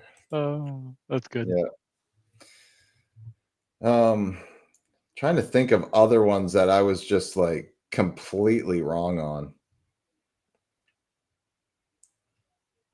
I mean, I was completely wrong on Kyle Tucker being an MVP candidate this year. Oh, goodness. Yeah. I don't even remember who I took in the MVP for the NL. Did I take Ketel? I might have taken Ketel. Yeah, you might have taken Ketel. I mean, we were trying to avoid taking the obvious one of Shohei. Right. I mean, and we got roasted for that. And it's like, guys, like, we're giving you reasons why we think that it's not going to be Shohei, but knowing it's going to be Shohei. Like, it's inevitable. Yeah. Death taxes Shohei Ohtani winning the NL MVP. Yeah, it's almost a joke at this point. And he just has to throw like 5 pitches for people to get all wound up about the fact that he's actually a pitcher too. He's the only player in NL history to throw 50 pitches and hit 50 home runs. Yep. Awesome. Cool. I mean, Albert Pujols was close one year. I think he hit 50 home runs and threw like 35 pitches. I mean, we're just making up records for him to set. Like 50 home runs and 50 pitches, that is not a record. No. It's just not a record. We're just making stuff up. We're making up stuff that doesn't matter. To try to just find more ways to talk about him. Yep. And I think for your typical baseball fan, like, oh, cool, Shohei Ohtani. But for your people that follow baseball all the time, I'm so tired of MLB.com being just the Shohei Ohtani channel. There was a stat they threw up the other day that had nothing to do with anything that Shohei brings to the field, and it was still his picture on the stat. And I'm like, what are we doing? Yeah. We just There's other we guys just in gotta the make league. stuff up to talk about. Like, there's other guys in the league, for crying out loud. Crazy. I mean, are there though? I mean, I can't tell some days. Kind of crazy.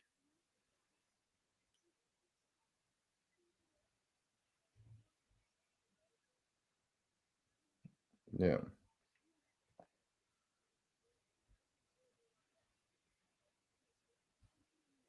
Yeah. I don't know. It is what it is. I mean, you are going to market your best player. I get it. I Yeah. really do. But you also got to focus on the other guys that are just as good as that dude. Are they two-way players? No. But do you see Aaron Judge as much as you see Shohei?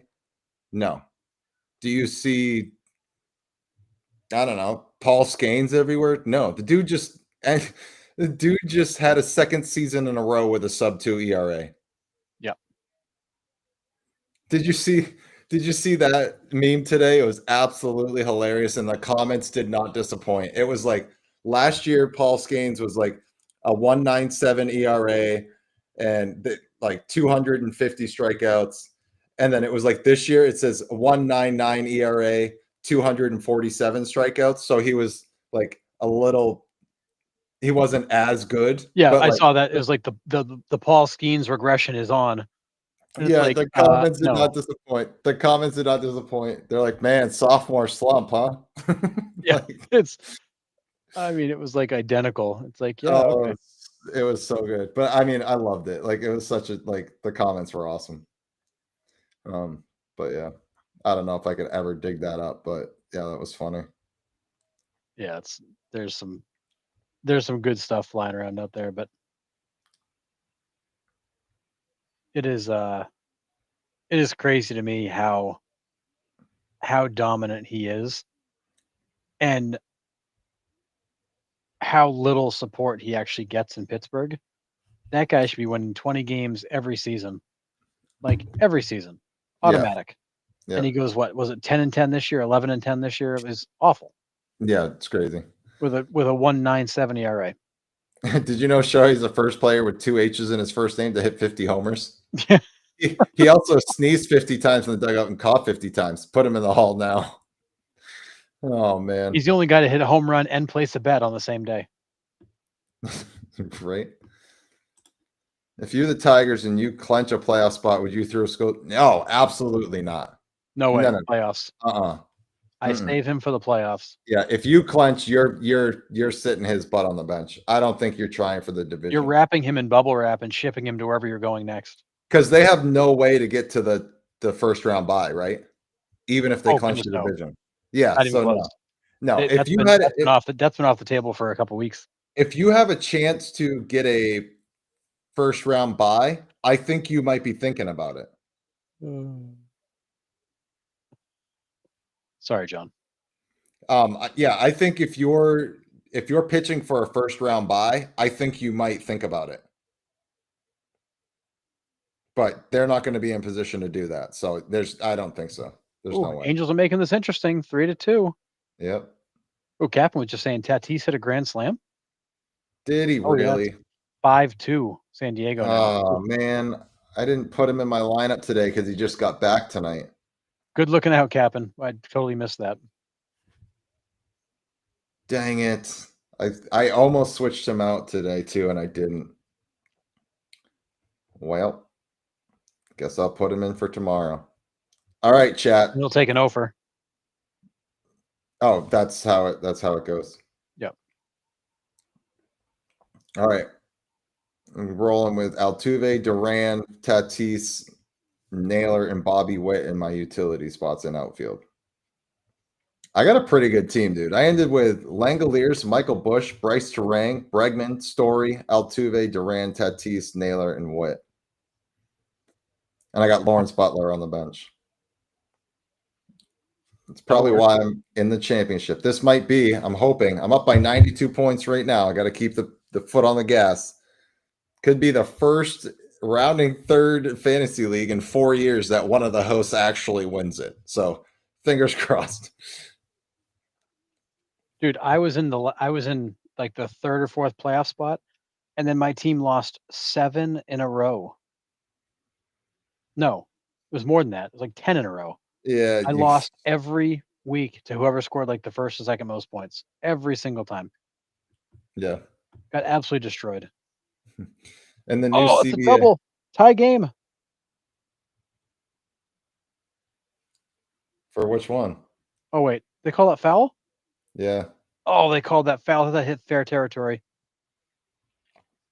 Oh, Oh yeah, that's foul. yeah. Now the replay is going to show me that I was wrong, but I thought for sure that was fair. Oh, That's close. wow, that was close.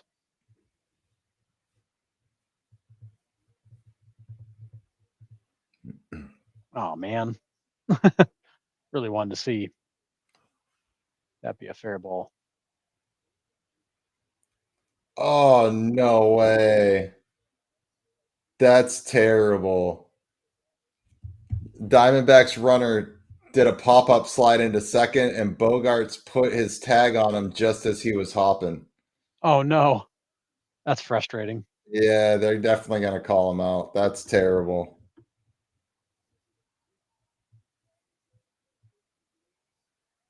Yeah, that's bad.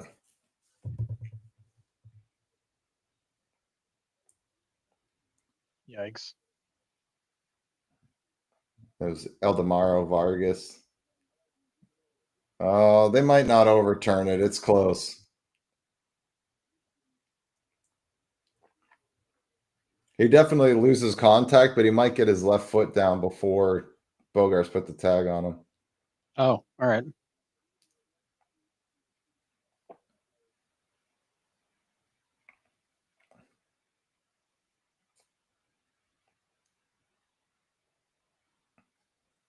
So close. Oh, they call him out. Wow. Brutal.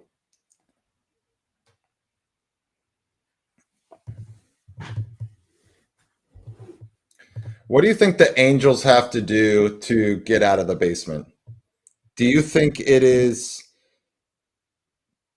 wait until Mike Trout retires before they can even start to remotely tear that down and rebuild it? Well, I think when the Rendon contract falls off, that's probably your first window to go make a splash. I mean, they've got a good young core They do. that's forming around Trout. You've got a little bit of pitching, not a lot. You need more. And I think once that Rendon contract falls off, now you've got some ammunition to go and grab a couple of arms. So I think that's the play. It's continue to develop these young players and shed that contract. You've also got to get the manager situation figured out. You know, Ron Washington missed most of the year because of health stuff.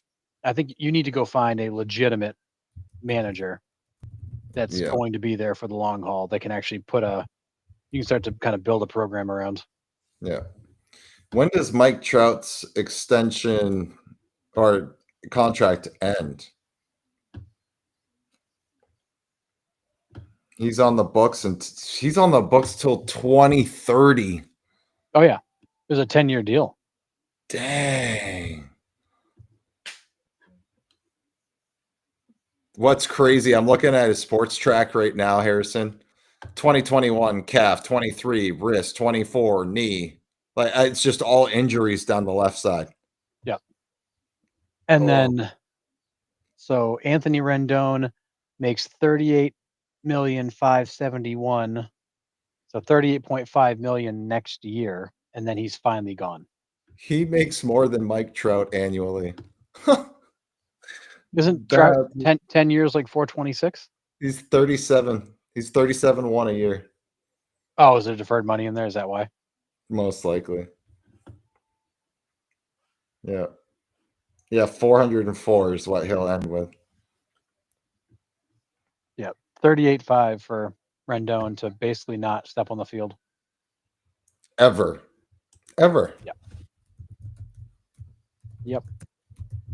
So yeah. So one more year of Rendon's contract, then you're finally free of it.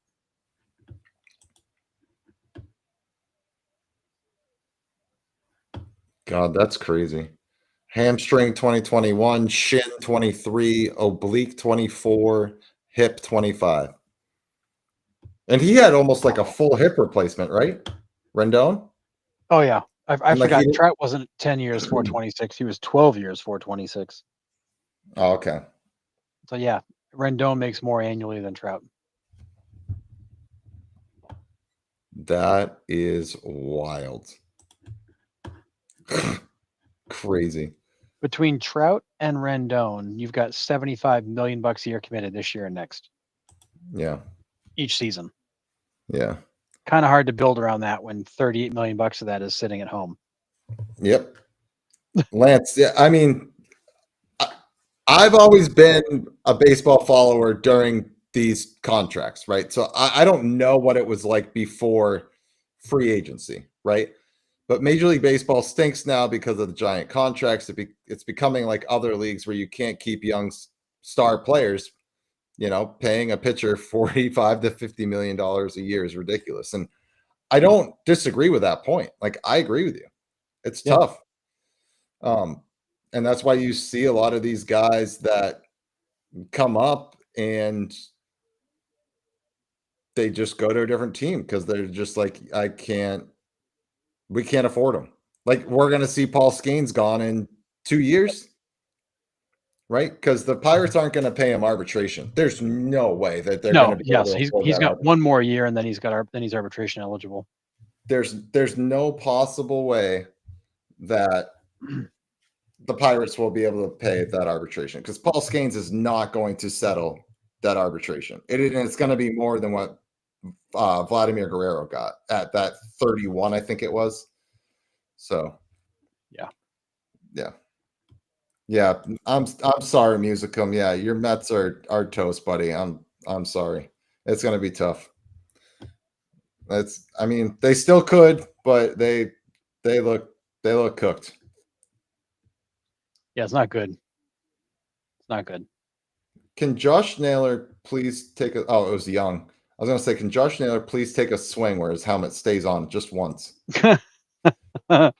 Chad says the Angels failed Mike Trout when there was value. Let Ohtani walk for free, and then the aforementioned Rendon. Maybe a new GM is what they need to compete or to be. I think they're on a second GM since all that happened, aren't they?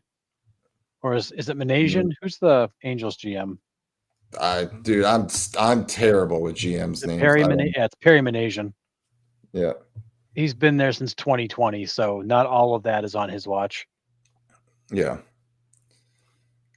Yeah, I mean, I think it's again, I think it's another perfect storm scenario for the Angels where it's just you spent that money on Trout, you had Ohtani, you have the big contract with Rendon, and you're like, all right, here we go, we got it. Like, let's go. We're getting after it.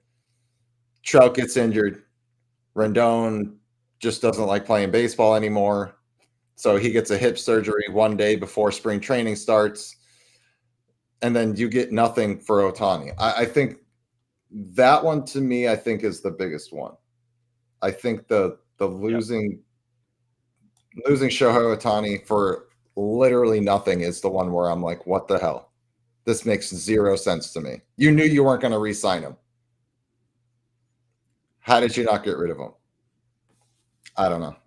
Yeah, that's a tough one. I mean, we were screaming the same thing with the Red Sox and Xander Bogaerts.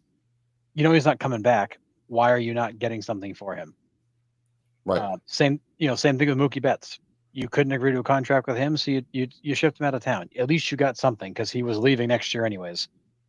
You didn't get much, but you got something. I still don't know how you did not pay Mookie Betts a $1 billion contract at that time. If you're the Red Sox, homegrown talent, MVP candidate every single year, how are you not backing up the Brinks truck for him to keep him in Boston? They lowballed that offer. They did. I hate it. Absolutely brutal. Well, Cal Raleigh's up right now. Ooh. 1 out, bottom of the 5th.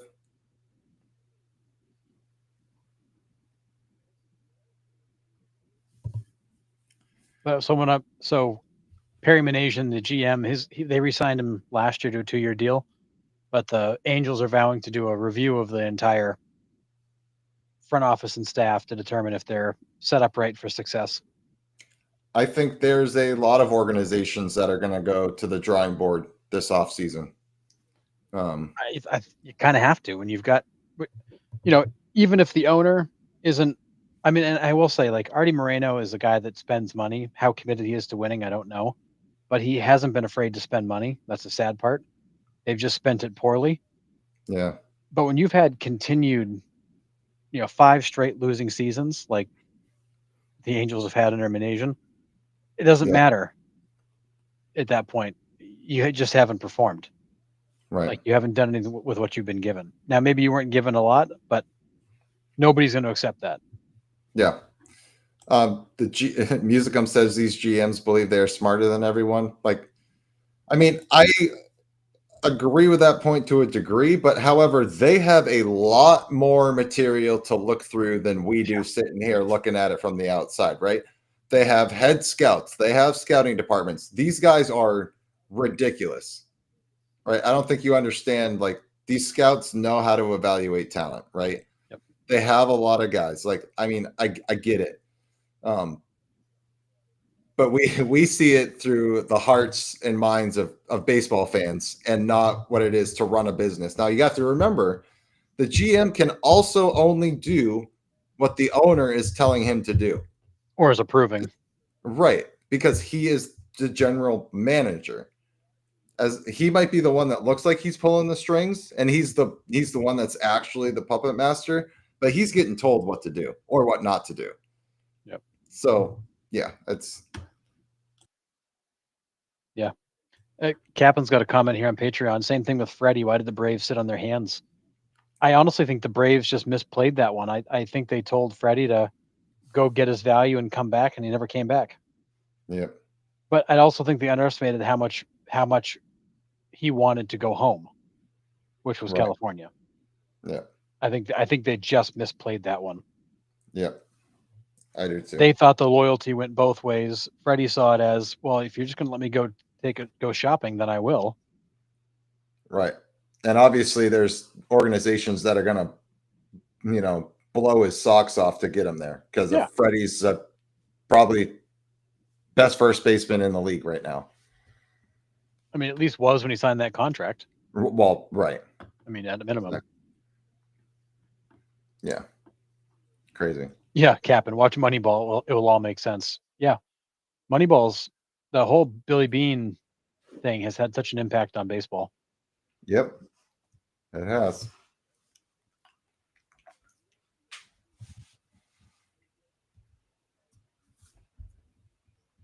Crazy. We got top 6, Astros 3-2.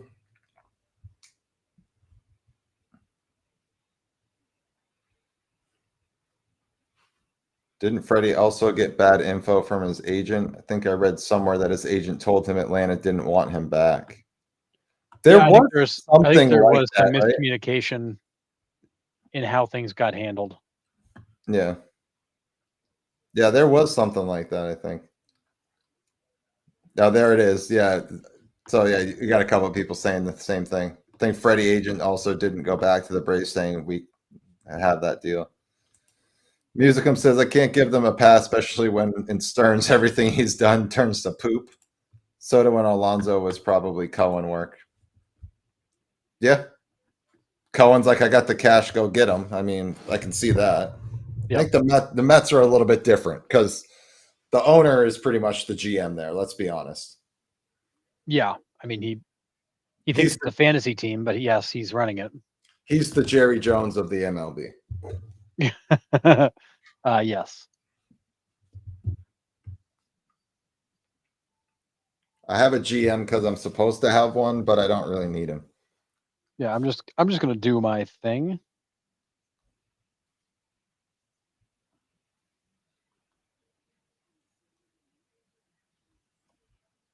Yeah.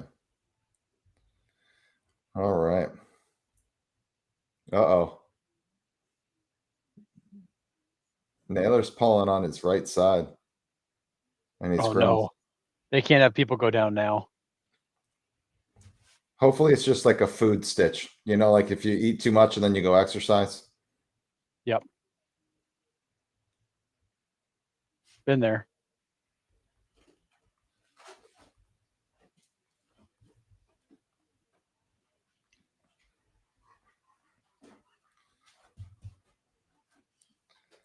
So I released the released the lineup tonight where it's their uniform number matches their position number.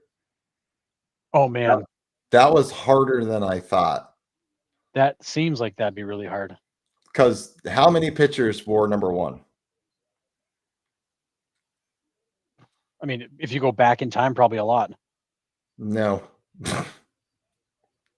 Even back in history when they wore like position numbers as their jerseys. Oh, I guess that's going way back. Yeah, because it was lineup positions. It wasn't field positions. Yeah, It was where they hit in the lineup.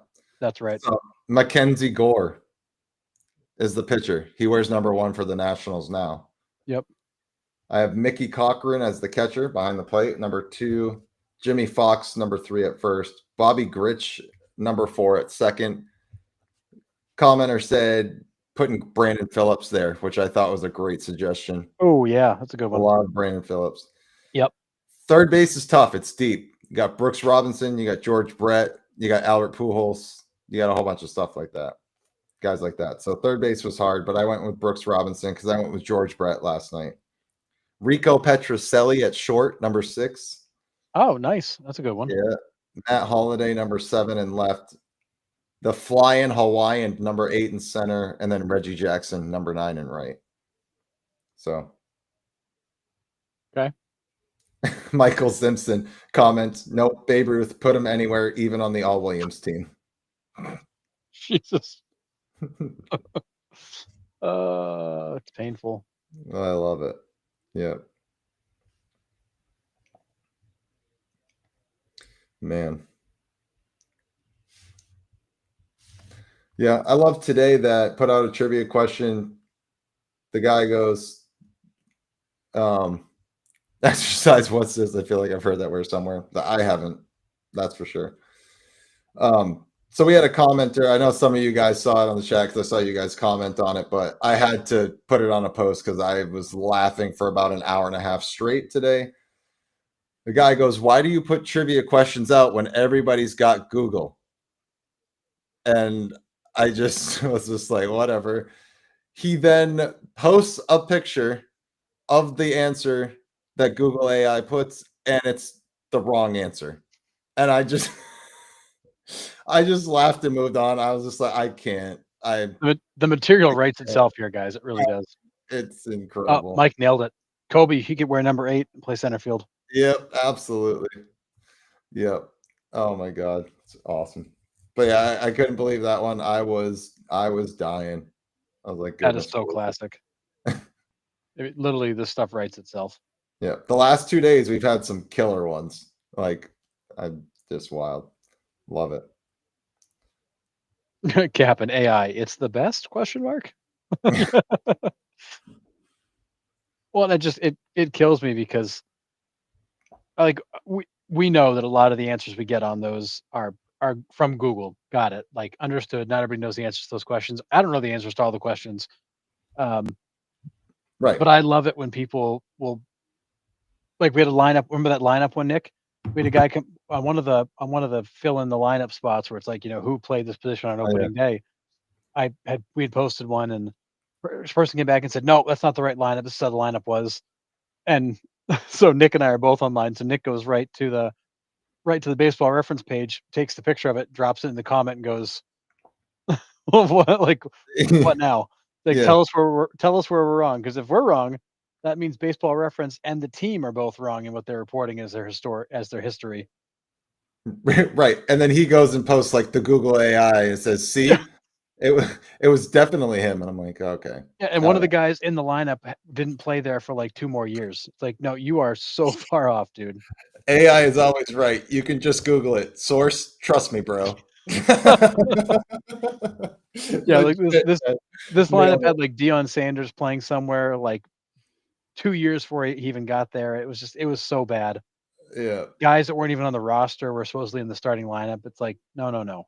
Yeah. Like, Google AI A does not like baseball yeah, trivia. It does A not.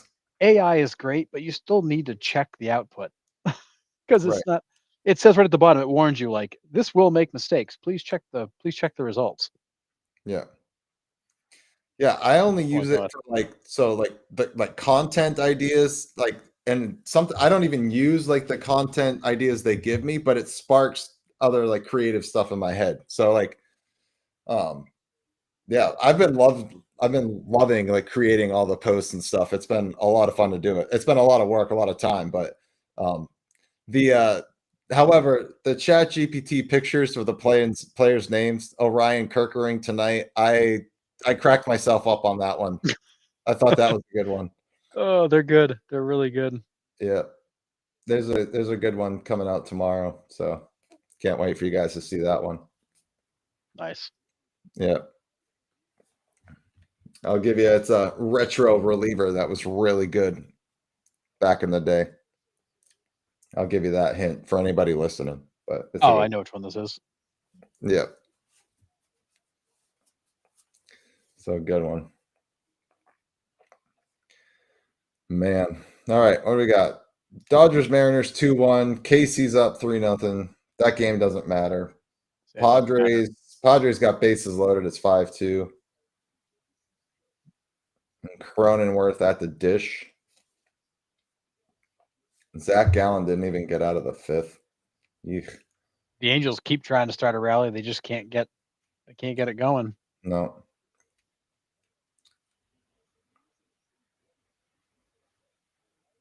So the Tigers still can't clinch with an Astros loss, though, right? No, they had to win Yeah. because even if the Astros lose, they're still just one game back Right. with 2 to play. Gotcha. So literally, the Tigers just have to win one pretty much at this point, right? The Tigers just need a win, or a win or an Astros loss now So Red Sox sweep. after tonight. Red Sox would have to sweep the Tigers, and Astros would have to lose, get swept. Yeah. For the right? What am I trying to say? No, Tigers would have to get swept, and Astros would have to win out to overtake that Yes. spot, right? Correct. Yes, that's what I was trying to do. I flip Yep. flop. I gotcha. Took a minute, but I got there. Yeah, same. Same.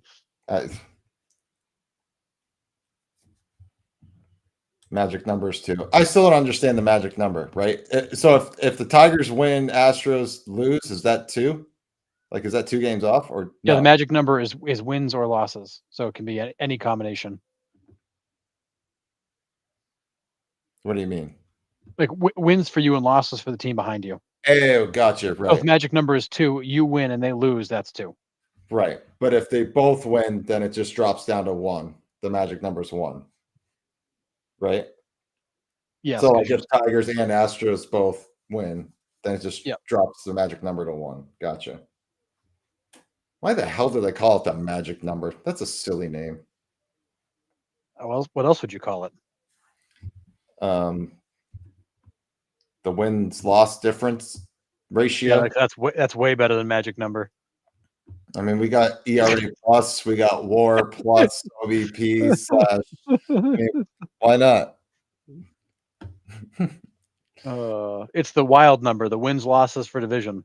Yeah, exactly. Yeah. See? Yeah. Captain's asking, Boston clinch, do they rest some arms? I mean, probably. I mean, I think realistically, you have Connolly early pitching tomorrow, and then you hadn't even picked a starter for Sunday. So I wouldn't be shocked if they just run some kid on the roster out there to just they got the 40 man, right? So they got arms to choose from. Yep. it just wouldn't. run some.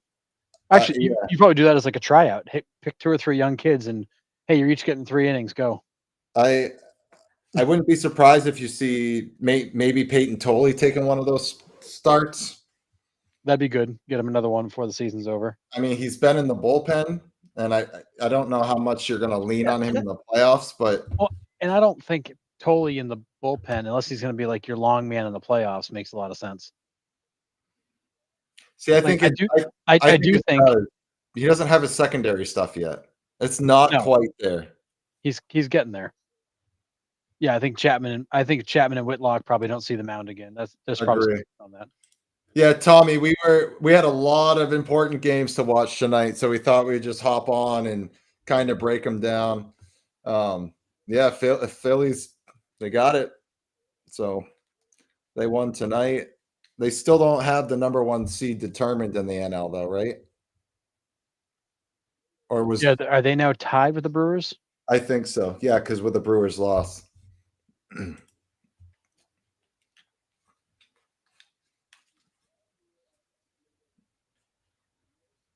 But yeah, I mean, I wouldn't be surprised if you see Tolley take one of those starts, and like you said, maybe go 2 or 3. That's it.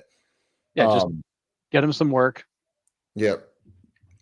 I honestly wouldn't be surprised if you see them push Connolly early either. Because who's our third starter? You got Crochet, Giolito. Is it early? I mean, I can't imagine you're going to go with early, but you might have to. Who's our third? Bayo. I mean, I think Bayo is your best bet, and I think after that, like I said last week, don't ever underestimate the importance of that long man in the playoffs. So when the starter comes out and lays an egg, somebody's going to come in and clean up the mess. I think that's a spot where a guy like Connolly early maybe slots in. I don't think Peyton Tolley's ready to be that guy yet, but that could be a spot for early where if a starter blows up, you're going to come in and get us through it, kid. Yeah, I think you'll see he might be the long man in the wild card series, but if they make it out of the first round, I think he's the 4th starter. That could be possible. I would say that would make sense. Yeah, because you're gonna ride Crochet, you're gonna ride Giolito because he's a workhorse too, and you're gonna ride Bayo. Those are your 3.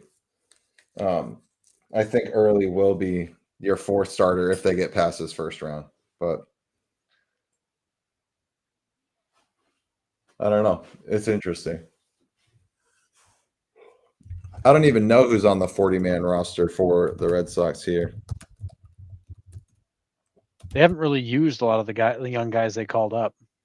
No. And where's Fitz been? I think he's out. He's been injured. Is he hurt again? I Didn't he think come so. back? I don't know if he did come back or not. No.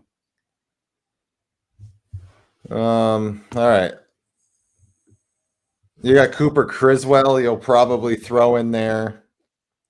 Yeah, just a filler. Yeah. Kyle Harrison. Although he started tonight, though, didn't he? Who? Harrison. He did. Yep. Would you throw Steven Matz out there for a start? Nah, I'd leave him in the bullpen. But I mean, he pitched tonight too. Do you know who we keep forgetting about in all this? Patrick Sandoval. He's not back. I know, but when is he supposed to be back? He's supposed to be back middle of this year. What happened to him?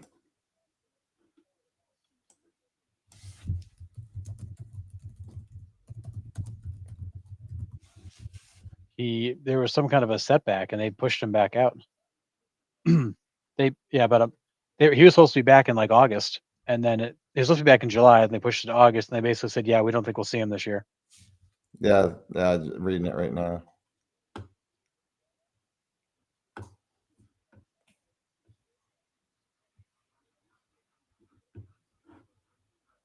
I said he started throwing off a mound, and that had to be pulled back.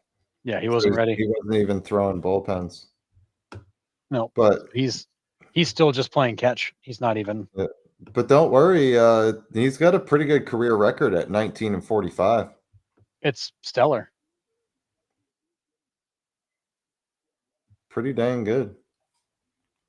I mean, the Red Got Sox to went be from the having owner. like all these starting pitchers, so we thought, to having having to go to a bullpen game in some cases Yeah. because they don't have the arms. Hmm. That's why you got to stockpile them. Yep. So Justinson Garcia is up with the team supposedly. Yeah, they haven't used him, but he's up. I think you're going to see some of those kids next couple days. Yeah, I agree.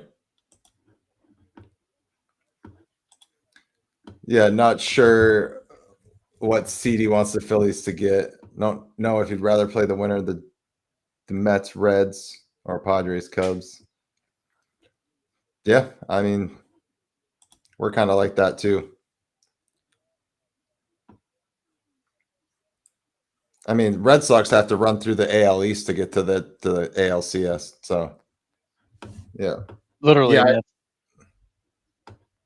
it's all AL yeah, East. yeah. This, as crazy as this race, and we thought Sunday could possibly be, this might be all over tomorrow. It could be. Which, I mean, still, we right up to the second to last day of the season. That's still a pretty good race. But the AL could be over as early as tomorrow. Could the NL be? I mean, if the Mets lose again, the Reds win again. If the Reds have the tiebreaker, then yeah, even if they end up tied on Sunday, then it wouldn't matter. So yeah, in theory, the NL could be over tomorrow too. Yes, especially if the Diamondbacks lose tonight. Yes, They're going to be out.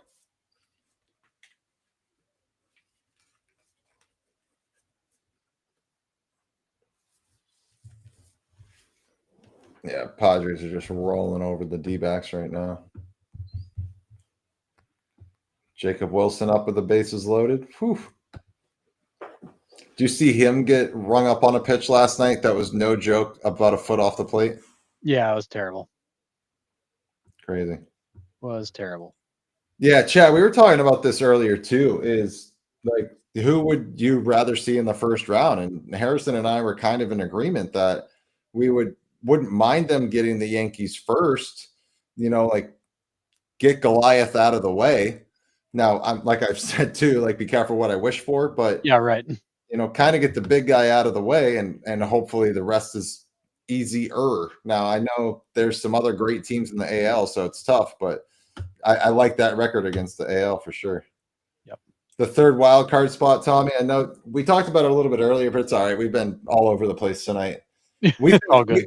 We think the Mets fall out, and we think it's the Reds, and we're hoping. The Mets are playing like a dog doo-doo pile, and it's steaming right now, unfortunately.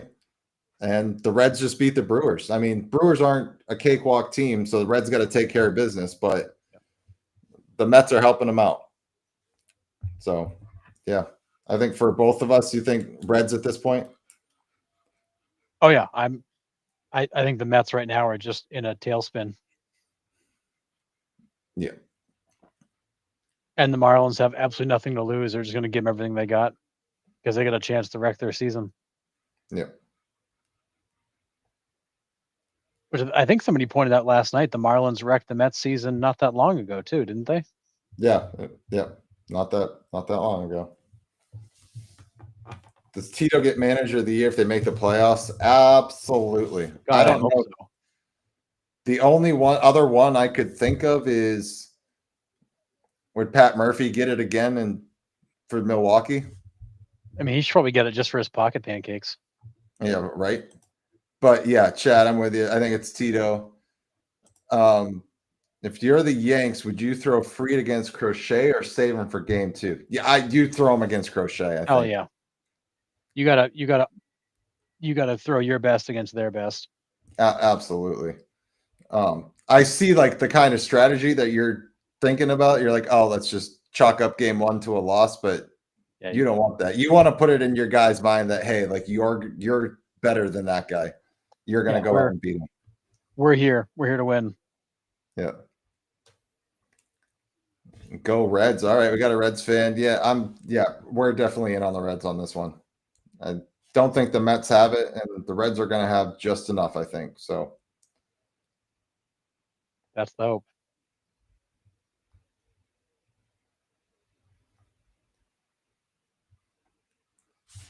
do you guys think World Series winner will come out of the National League or American League?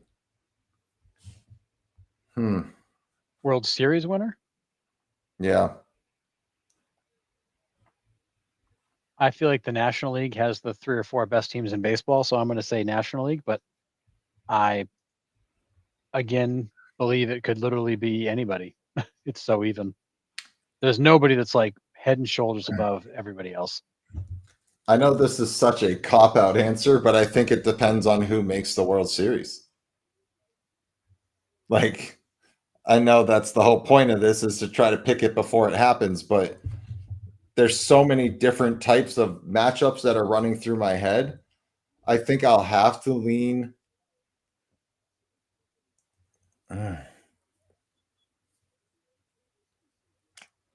I guess I'd have to lean NL too. I think Brewers, Phillies, even the Dodgers, I think, are better than most of the teams there. Cubs, I think the NL has the better talent on their teams. Not saying that AL doesn't have talent, but I think they have more teams that are better than there are in the AL. But Reds have lost 13 straight series against the Brewers since June of 2023. Streak ends this weekend. I love the confidence. That's awesome. Yeah, we're pulling for them hard. Pulling for them hard. Who do they got throwing tomorrow, Ryder? Do you know?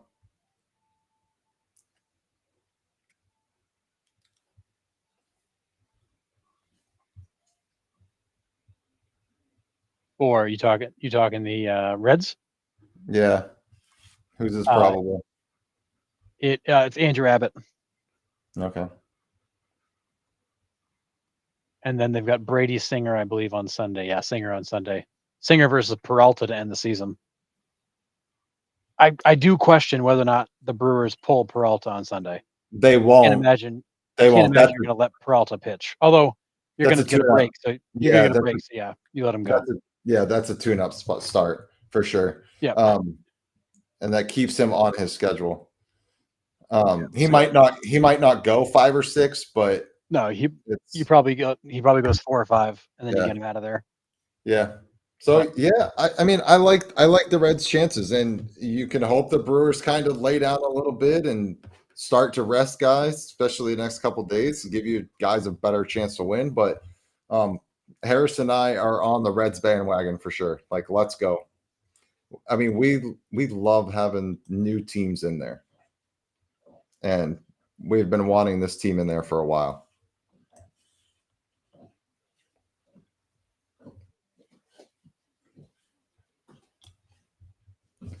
Yeah. So we got. Yeah, this Padres game's over. Athletics tied it up 3-3. Dude, are you watching the D-backs Padres by any chance? I'm not. I've got the That Astros game on. that swing that Luis Ariz just took was ridiculous, and he just dumped it into left field somehow. Crazy.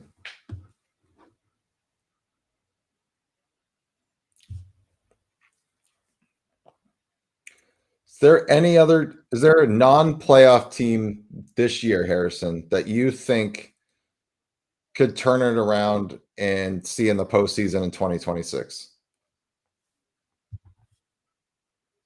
So a team that didn't make it this year that I think is a legitimate team to watch for next year. Yes. Well, I'm going to go with the obvious choice for me, and that is the Royals. who just could not get the offense figured out. The pitching was elite. I want to say, I think they were the best pitching staff overall in baseball. Sorry, Texas was. That's right, Texas was. Texas was number one, Royals number two. And actually they and the Brewers are neck and neck, so two or three. So call it top three. They're one of the top three pitching staffs in all of baseball. Offense was bottom handful, which shouldn't have happened. Pasquatch had a great season. Bob Witt had a great season. Michael Garcia had a great season, and then they got nothing in between. A little bit from Salvi, but nothing else. If they can just get the bat or two figured out, that team is potentially loaded and could be a lot of fun to watch next year. So I think the Royals are one team. I don't think the Rays are that far off, surprisingly enough. They're never that far off. Even when we think they are, they're not. Yeah. It's obnoxious. And then I think the National League team I kind of look at as the Giants, who, if they hadn't have had such a terrible kind of middle of the season and last couple of weeks, would for sure be a playoff team. Yeah. They've got pitching, they can hit. They just could not seem to do it all at the same time. Yep. I'm with Mike. D-backs. Texas for me. Texas is always, and Texas is the AL Atlanta Braves. They can't stay on the field. Right? A lot of injuries. And to kind of bring up Chad's point, do we think the Braves change their luck with a new manager? Possibly, but again, injuries. I like my D-backs, so I'm going to be a little bit of homer there. I'm going to go D-backs is definitely a team, but I'm going to be watching the Marlins offseason. I'm going to see what they do. I'm curious if they move Alcantara, what they do there, if they end up just keeping him and building around what they got there already. I mean, Kyle Stowers, Augustin Ramirez, Otto Lopez, these kids are good, and they showed it this year. They get a couple more pieces in there. Marlins could be competing in the NL East for sure. I mean, heck, they're almost there right now. Yeah, Tommy, the D-backs are my second favorite team because I watch the Red Sox. That game gets over, flip over to the D-backs. So it was kind of hard to watch the first half of the season for them. Yeah. I started following them 3 years ago now, Harrison? 2? Yeah, it was Something the World Series run. Yeah. So I've been following them for a while, like from day one, April, and I've been watching them since. But yeah, I think D-backs, Marlins could. Again, that one's a big question mark for me just because I never know what that front office is doing. Yeah, nobody does. So, is there any others that? And just for the heck of it, the Rockies. Why not? I mean, you can only go up from where they are, right? Yeah. So let's go. But, well, I mean, do you believe people can have a second favorite team? Well, so for me, I'm such a baseball fan, Tommy, that I can. I mean, Red Sox are my number one. If they're on, I watch them. That's it, right? I'm watching the Red Sox unless they do something to really, make me mad. Then I switch the channel. But for me, it was Red Sox. The game gets over, I switch over, and whatever's left, on the West Coast was I just ended up gravitating towards the Diamondbacks, and I love the way they play, the way they run. I just love their style of baseball. So that's why I fell in love with them. But how's it going, Christopher? Nice to see you. Yeah. Ooh, most competitive division, top to bottom. So NL West with the Rockies are going to drag you down in this one. What do you think? In 26? Yeah, next year. Top to bottom. I think that I think the division that's going to be the most fun to watch next year is going to be the NL Central again. Getting your bad public take out of the way early, saying Rockies can make the playoffs. Yeah. Fair, Mike. Fair. Oh, that's good. But Yeah. I think next year, I think the NL Central is going to be a lot of fun because you got the Brewers who will continue to be the Mm, Brewers. You got the Cubs, although the Tucker thing could change things, but I think the Cubs are going to be good. The Reds are proven to be good. I think the Cardinals are going to do some revamping. I think the NL Central could be a lot of fun to watch. And I do believe that the AL West may be the most competitive next year. Mariners are going to be coming back. Astros are going to be if they miss the playoffs, especially they're going to be pissed. The Rangers are going to they're not going to fall apart like they did this year. The A's, it's one more year of those kids developing. The Angels, it's one more year of those kids developing. I think the AL West could be quite competitive. Now, that doesn't mean the best team in baseball will come out of that division, but I think that's going to be a division that is very, very difficult to win because they're all going to be lumped together. Yeah. For me, I'm going to piggyback on your AL West. I think with another year of the A's alone, that offense is going to mature. They're even more. They're going to be good. Angels have to figure out something at some point here. But unfortunately, every division needs a punching bag, and I think it's the Angels for a while. And I mean, it still might be the A's because they don't have the pitching, but I think that division could be a lot more competitive. I think there's a lot more steam in those teams to last later in the season than they kind of fell off. Because I mean, the A's were there for a while, and then they just kind of tailed off towards the second half. Yep. And then I think it could be, I'm going to say the AL East. It's kind of a homer pick, but the Orioles are not going to be that bad again next year. I don't understand. I mean, It'd be hard to be that bad again. How do you completely 180? You made the playoffs the last 2 years.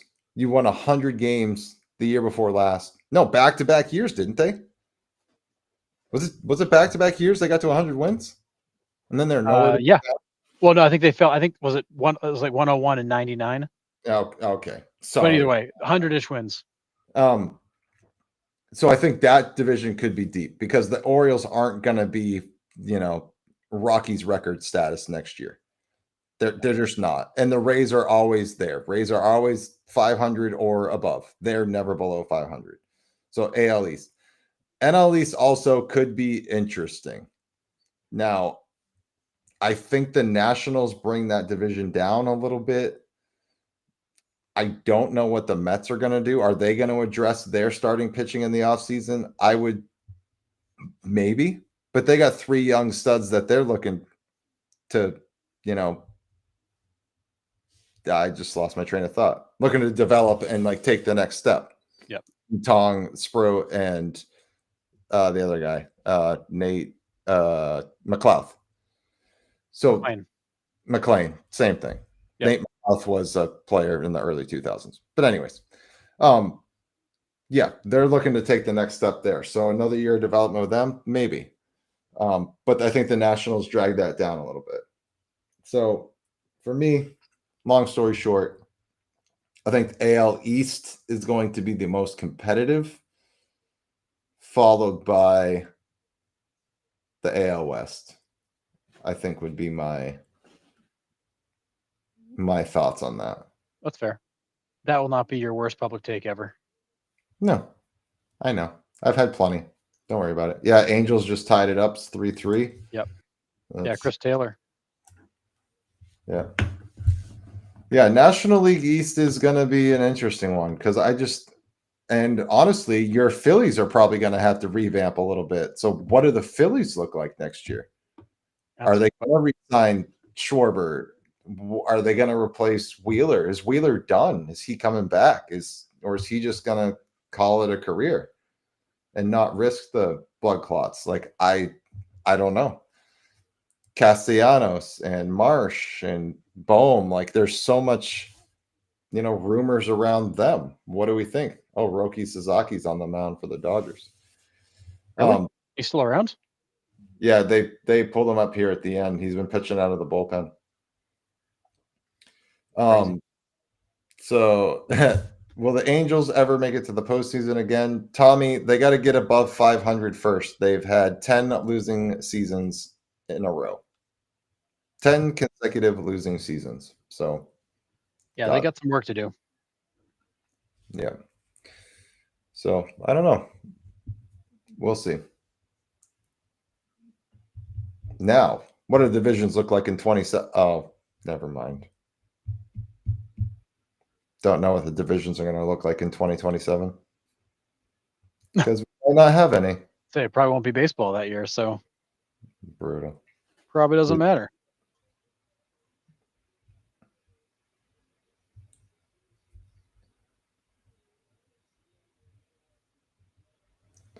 Capping in the chat, Rushman to KC.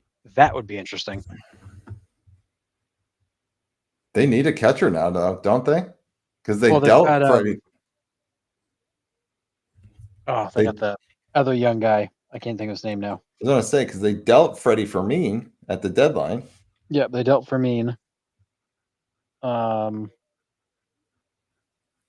my goodness.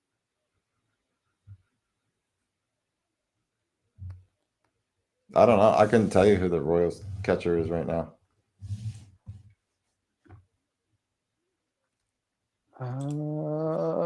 It's the kid.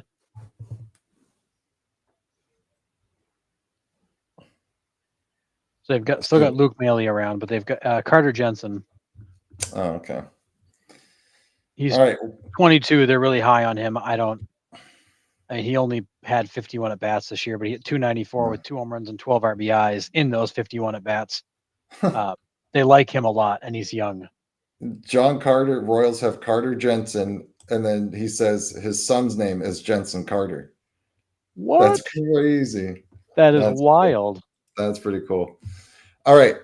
Chad poses this question to us. Way too early prediction, biggest free agent splash in the offseason. Hate to say it, but I think Bichette to the Yankees is one to watch. Ooh.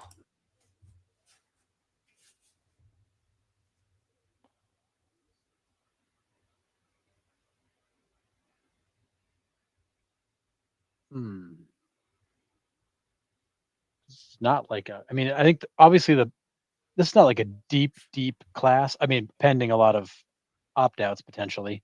Yeah. And I think this could be a huge class if Alonso and Bregman, all those guys opt out. I mean, ultimately to me, it's kind of the Kyle Tucker sweepstakes. Schwarber, Bellinger.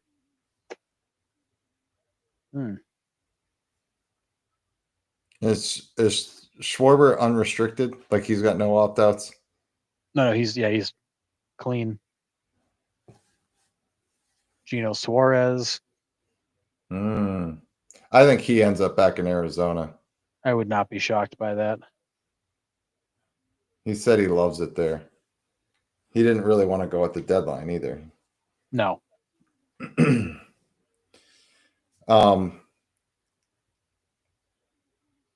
Pending a Bregman opt-out, I see the Red Sox getting in on the Gino Suarez sweepstakes. He would destroy that monster. He would. A lot of strikeouts, though. It'd be hard to have that black hole at times in that lineup. But you need right-handed slugging. You are way too left-handed heavy right now. Way too left-handed. And if you're going to lose Bregman, you got to replace it with another right-handed stick. You can't put another lefty in there. Because what? I mean, you go down the lineup. Duran, Anthony, Mayer. You got Story that's right-handed. That's it. That's it. Masataka Yoshida. You don't have Willier Abreu. Rafael is right-handed. Narvaez right-handed. And if Romy finds a starting position, he's right-handed. But there's not a lot of power in those bats that are right-handed. You need a thumper. Wow, Sasaki made Raleigh look foolish right there. Probably hungover. Yeah. Yeah, I don't know. It's hard. Like you said, there's a lot of opt-outs that it's hard. That's the scary part about this whole thing is that if there's a wave of opt-outs, everything changes. Right. Exactly. Yeah, they have enough guys to strike out that much, though. I'm with you, Mike. I think Gino Yeah. would be a good fit because I'll take his 2 weeks of strikeouts for a week and a half of him just absolutely destroying the baseball every night because those guys are going to be on base for him, and you can guarantee you can chalk up 10 wins in a row because those guys are always going to be on base for him, especially if Roman comes back and is healthy. And the same thing with Meyer, whatever. That guy. Yep. The kid. Tommy thinks Schwarber's going to stay in Philly. I mean, that wouldn't be a surprise. Real Muto I think he wants to gone. stay in Philly. Yeah. This is my. I think Rushman goes to Philly. That's where I think Rushman's going. Yeah, and I would suspect that Phillies are going to be calling because I mean, as good as Real Muto's been, he's not getting any younger. Yeah. Yeah. For me, I think it's I yeah. I think Suarez is most likely gone, then back. I agree with that, Tommy, too. Like I said, I think he's going.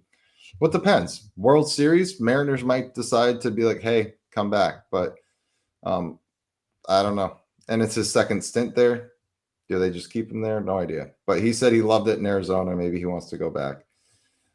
Castellanos 50-50. I think Castellanos is gone. I don't think he's kind of talked his way out from the sounds of it. Like he's not happy with the platooning and all that stuff, which I mean I get, but he's also getting older. Like you don't realize how long Castellanos has actually been around the league. It's been quite a while. So yeah, he's not he's what 30? Is he turning 36? Which know. for a catcher is like every year is like dog years. Yeah, Mike Naylor has one more year of arbitration, I believe, before he's a free agent. I think last time I checked. I think we checked on him. I think they have him through 26, and then he's a free agent. I could be wrong there, but I think they have one more year of him. Let me check real quick.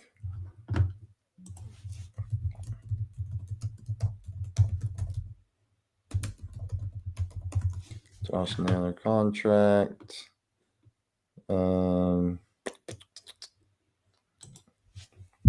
He will be a free. Oh no, arbitration was avoided this year, 2025. He is a free agent for 2026. So Josh Naylor is a free agent.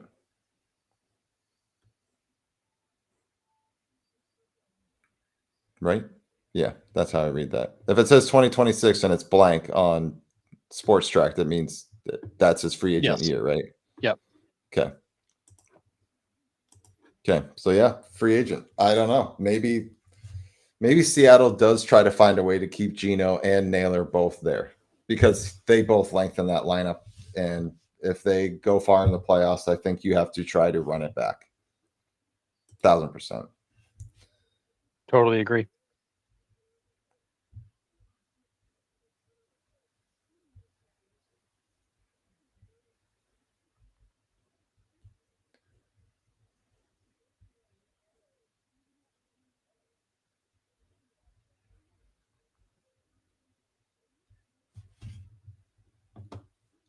Do we think he'll re-sign with the Phillies?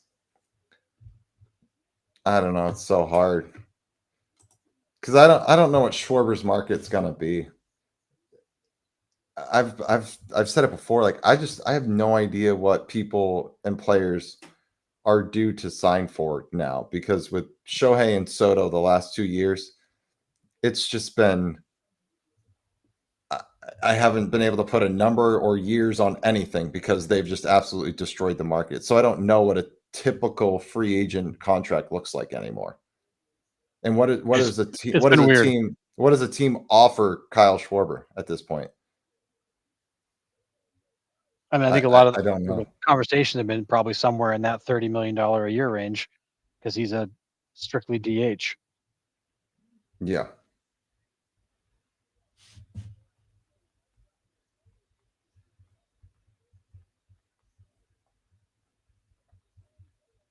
Ooh, bottom 8, 3-3 game here, Houston and Anaheim. Trout up, just delete it off.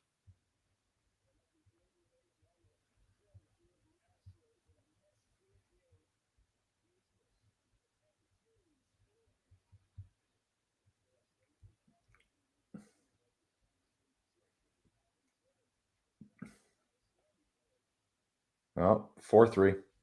Mike Trout again. Oh, you can't throw that pitch to him.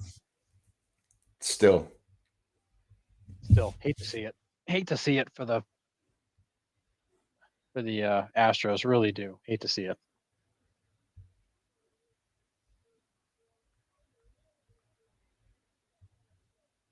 I got Mike Trout late in this year's fantasy draft, and he paid off for a couple weeks, but man,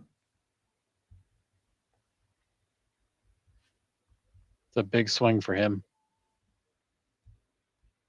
yeah. Again, in games that don't matter for your team. Well, yeah, I mean, he doesn't get to play games that matter. No. And he's happy with that, which is weird to me. Which I'll never understand. But at the same time, you can't want for somebody something they don't want for themselves. Right.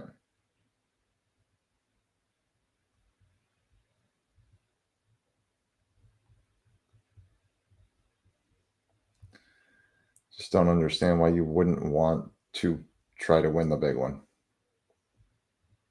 Yeah, Does that hurt his Hall of Fame case at all? Not being on a winner. I don't think it does because I think the numbers are going to be so good it won't matter. Fair. But it's disappointing. I think it's disappointing for baseball to not get a chance to see Mike Trout in the playoffs. No, yeah, agree.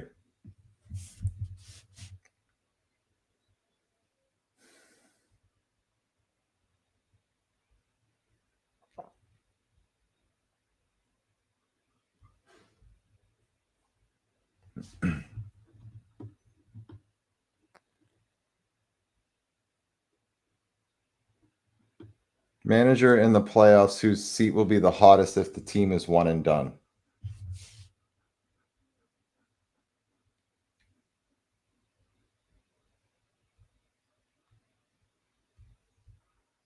Chad, we really hate to see it.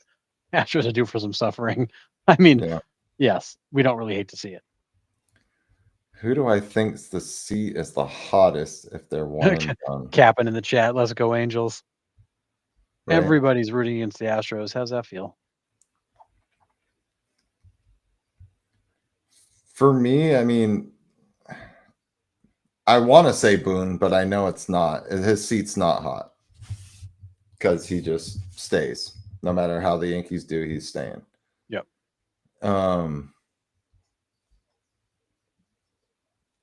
I mean, Cora, maybe? No. I don't know what the Red Sox affinity with him is either. I'm not necessarily a fan. But Yeah. I don't know. Who do you think? Whose seats? I mean, Hinch isn't going anywhere. Schneider with the Blue Jays after he finally got him into the playoffs? I don't think I mean, so. probably not Schneider. Aaron Boone's untouchable. Cora's untouchable. I mean, Dave Roberts is untouchable. I Dan mean, Wilson's untouchable in Seattle. I think Schilt in San Diego after a couple of tough runs. Maybe. I think Tommy's right. I think Rob Thompson is already in a little bit of a hot seat in Philly. Yeah. I mean, I think Council will get just destroyed by the fans and the media but I don't think he gets fired. I think he just Yeah, gets pep talk. the contract's too long and too big for him to get Yeah, I think he just tossed gets a little pep already. talk. Yeah. Yeah, I think I'm with you on there. Rob Thompson and Schilt, I think definitely. Probably the top two.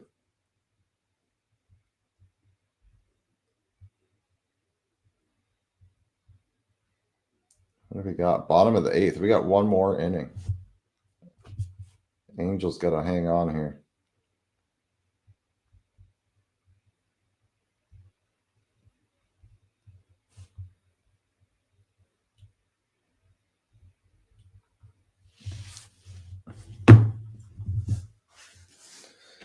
All right.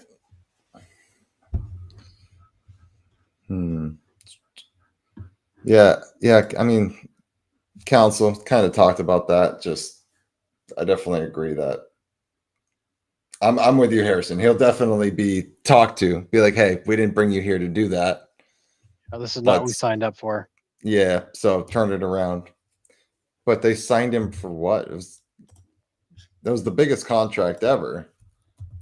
Yeah, it was insane. But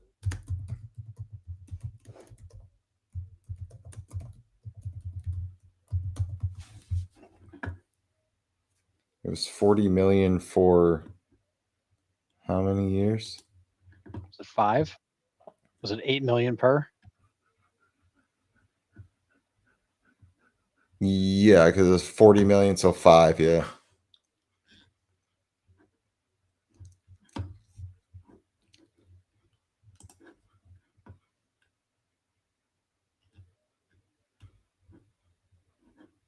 Yeah, 8 million per.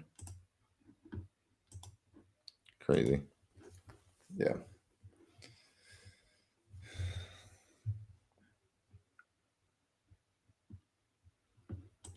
Yeah, and we're with you, Chad. Cora made it with an Anthony injury. I'd want to see a change, but I don't think they move on for him. We're with you. I don't. Yeah. The Red Sox have so much love for Alex Cora. I don't necessarily get it, but it is There's what been it is. opportunities to move on. They haven't taken them. I don't think they're going to start doing it now. No. And I think it's because of how he handles the media in Boston. Because he handles that media with ease. That's the one thing I will give him. He does. He handles it well. The media doesn't always love the way he handles them, but he does handle them well. Yeah.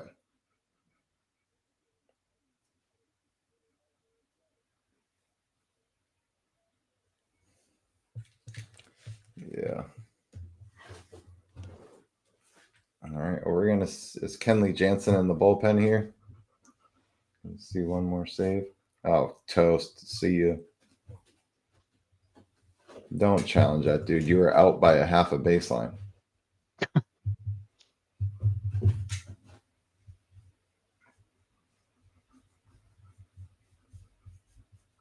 Yeah, that wasn't even close. Is that Renito? Is that who is running? Yeah. Yeah. That wasn't even close. Dude, Trout got jammed on that ball too and still got it out. He's a freak.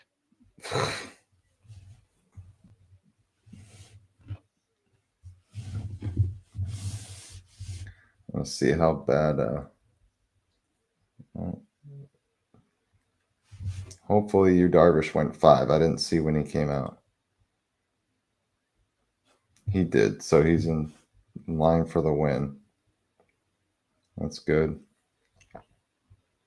Well, fantasy wise, not good for the Diamondbacks.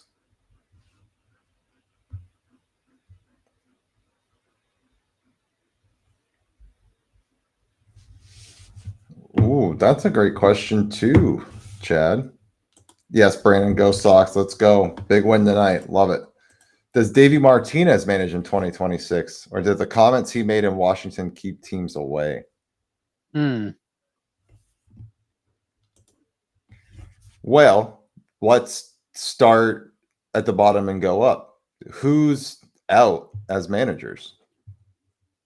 We got to start at the bottom. So I think AL East, you already had Brandon Hyde from the Orioles can, so there's nobody that's changing in the East.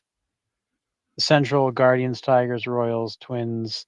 I mean, the White Sox are a revolving door. There may be a change there. Who knows? I doubt it. I bet I they would keep not be shocked Venable. if Rocco Baldelli and the Twins part ways. Okay. If I'm Baldelli, I don't think I want to stick around for the disaster that's coming. Fair. Angels are going to need to figure out a manager situation with Washington likely done. Mm. Phillies, Mets, Braves. I think Snicker's done. Yep. Nationals. I think it's probably time for them to make a change. Pirates already made a change. St. Louis. I would not be shocked if St. Louis makes a change because Chaim Bloom is now taking over, and I don't know if he and Ollie Marmol are buddies or not. Then so they already got rid of Davey Martinez, didn't they? It says right now that Miguel Cairo is their acting manager. Yeah, but they're gonna have to hire somebody. So is what I mean. They got to Oh, fill. well, all They've right, got to make gotcha. a permanent Gotcha. change. Yeah, Yeah. sorry, they've got to make a permanent change. Gotcha. And maybe Cairo ends up being that. I don't think that's the case, but they're gonna have to make a permanent change. Cardinals maybe could make a change. I mean, Rockies. I feel like Bud Black is just there because he loves to be abused. Yeah, but we don't know. There could be some changes there too. Well, I mean, I have to imagine that an organization coming off of what's going to be a 43 or 44 win season um, is going to make some pretty big changes. Yeah. You don't just roll that out again next year and do it all over again. Yeah, because they have to reinvent the wheel. Because They've got to, or they just got to build one to be over. Or they got to build a wheel to begin with because they don't even have one. There's that too. You know, they're like that wagon in Oregon Trail that made you get stuck for a month because the wheel broke, and then you lose all your food stores that you went and hunted for 2 weeks. And Yep. There's that too. Yeah, but I don't know. Giants, do they leave Bob Melvin, or do they let him ride one more year? I think Melvin's probably safe if he wants to be there. Okay, I agree with that. Lavello, I think, is safe in Arizona. He just had way too many injuries That to was a outmanage disaster of that. a season for them. Oh, JP Crawford right off the shin below the knee. Oh, that hurts so bad.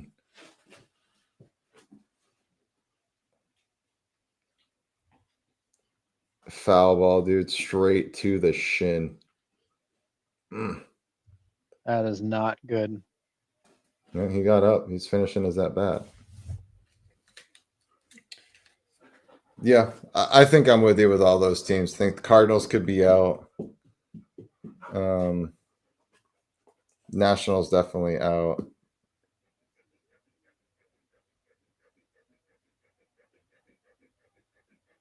They love Kotze in Oakland. He's gonna stay. Yeah, and they're finally going somewhere. So I think that's right. That'd be attractive for him to stay. Yeah. Like it seems like that team finally has a destination. Right. Yeah, they have a purpose again. Yeah, and definitely Orioles. So to go back to the original point, do we think he manages next year? Is there enough openings for him to find a job? I think Rocco Baldelli will be the most sought out. Yeah, I think he's done a good job. But I do a lot much to work with. I don't know where his fit would be though. Oh, I guess fit for who? Rocco Baldelli. Where would you put Rocco? Where would you put Rocco on a team that needs one?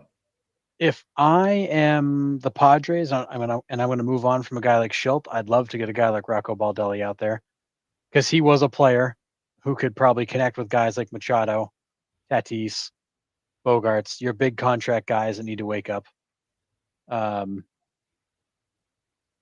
think that'd be an interesting move. I think he could be a good fit in like a Philly if they do move on from Thompson and they decide to rebuild that team. That would be an interesting fit. I kind of like that fit, honestly. I think he'd be an interesting fit in Anaheim. I just don't think he's going to want to go into another rebuild. No. He's been living in that hell for too long. A team, I think, again, I go back to like Heimblum is coming into St. Louis. It's a reboot. I don't know if Ollie Marmol's his guy. I don't know if Rocco would be up for that kind of rebuild. But I think if you put a player in the manager seat in Atlanta that Yeah. could get those guys to play again, I think he could be a huge asset to Atlanta. I think if I'm Rocco, I would want to go to like San Diego or Atlanta over like St. Louis or one of those other rebuilding teams. I'd want to go Yeah. somewhere where they're going to win because he spent so much time not winning. hmm I think Braves are a great fit. I think I think you nailed it. I think it's Phillies or Braves for me. O's is interesting. Orioles is an interesting one. Yeah, and they Tom, really haven't talked much about what their plan is in terms of addressing the manager role. I mean, Hyde yeah, got fired so early in the season that it yeah, feels like he's been gone forever. yeah. Tommy, we're probably just here for a few more minutes, waiting for this Astros game, waiting for the Astros to lose. But we've just been chatting through the games and stuff like that. But yeah, that's a great question, Chad. So back to Davey Martinez. Does a team take a chance on him? Does a rebuilding team, after what he said? I think Davey Martinez needs to take a year or two off and let those comments cool. Yeah, I think yeah, he'd be a fool to try to think he's going to go right back in. yeah. I agree. All right, Tommy. We'll see you, buddy. Have a good one. Yeah, I mean, I agree. I think it was just that didn't go over well. I mean, there's just no way.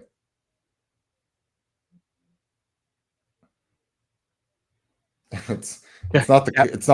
it's not the coach's fault. It's all on the players. It's the players' fault. You've lost the clubhouse as soon as you say that.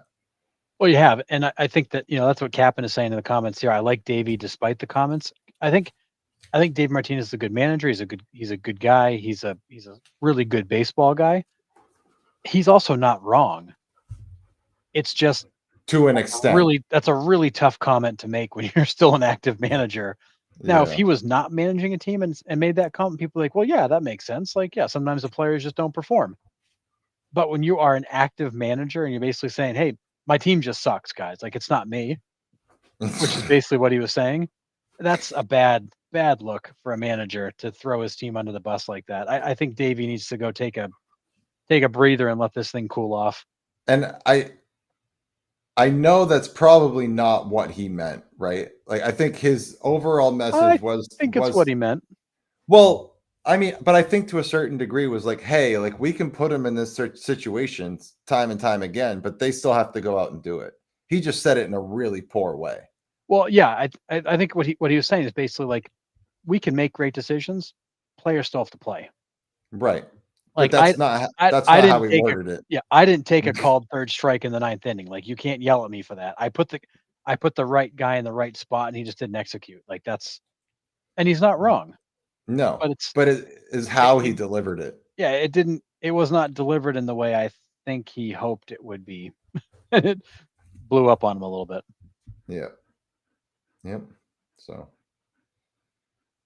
all right, Jansen, push this slouch to bed here. Take these Astros out of the playoffs. Bang, got him. Season over. Game over. Angels win 4-3. Let's go. Love that. Yikes. That hurts. Love that so much. Mike Trout single-handedly.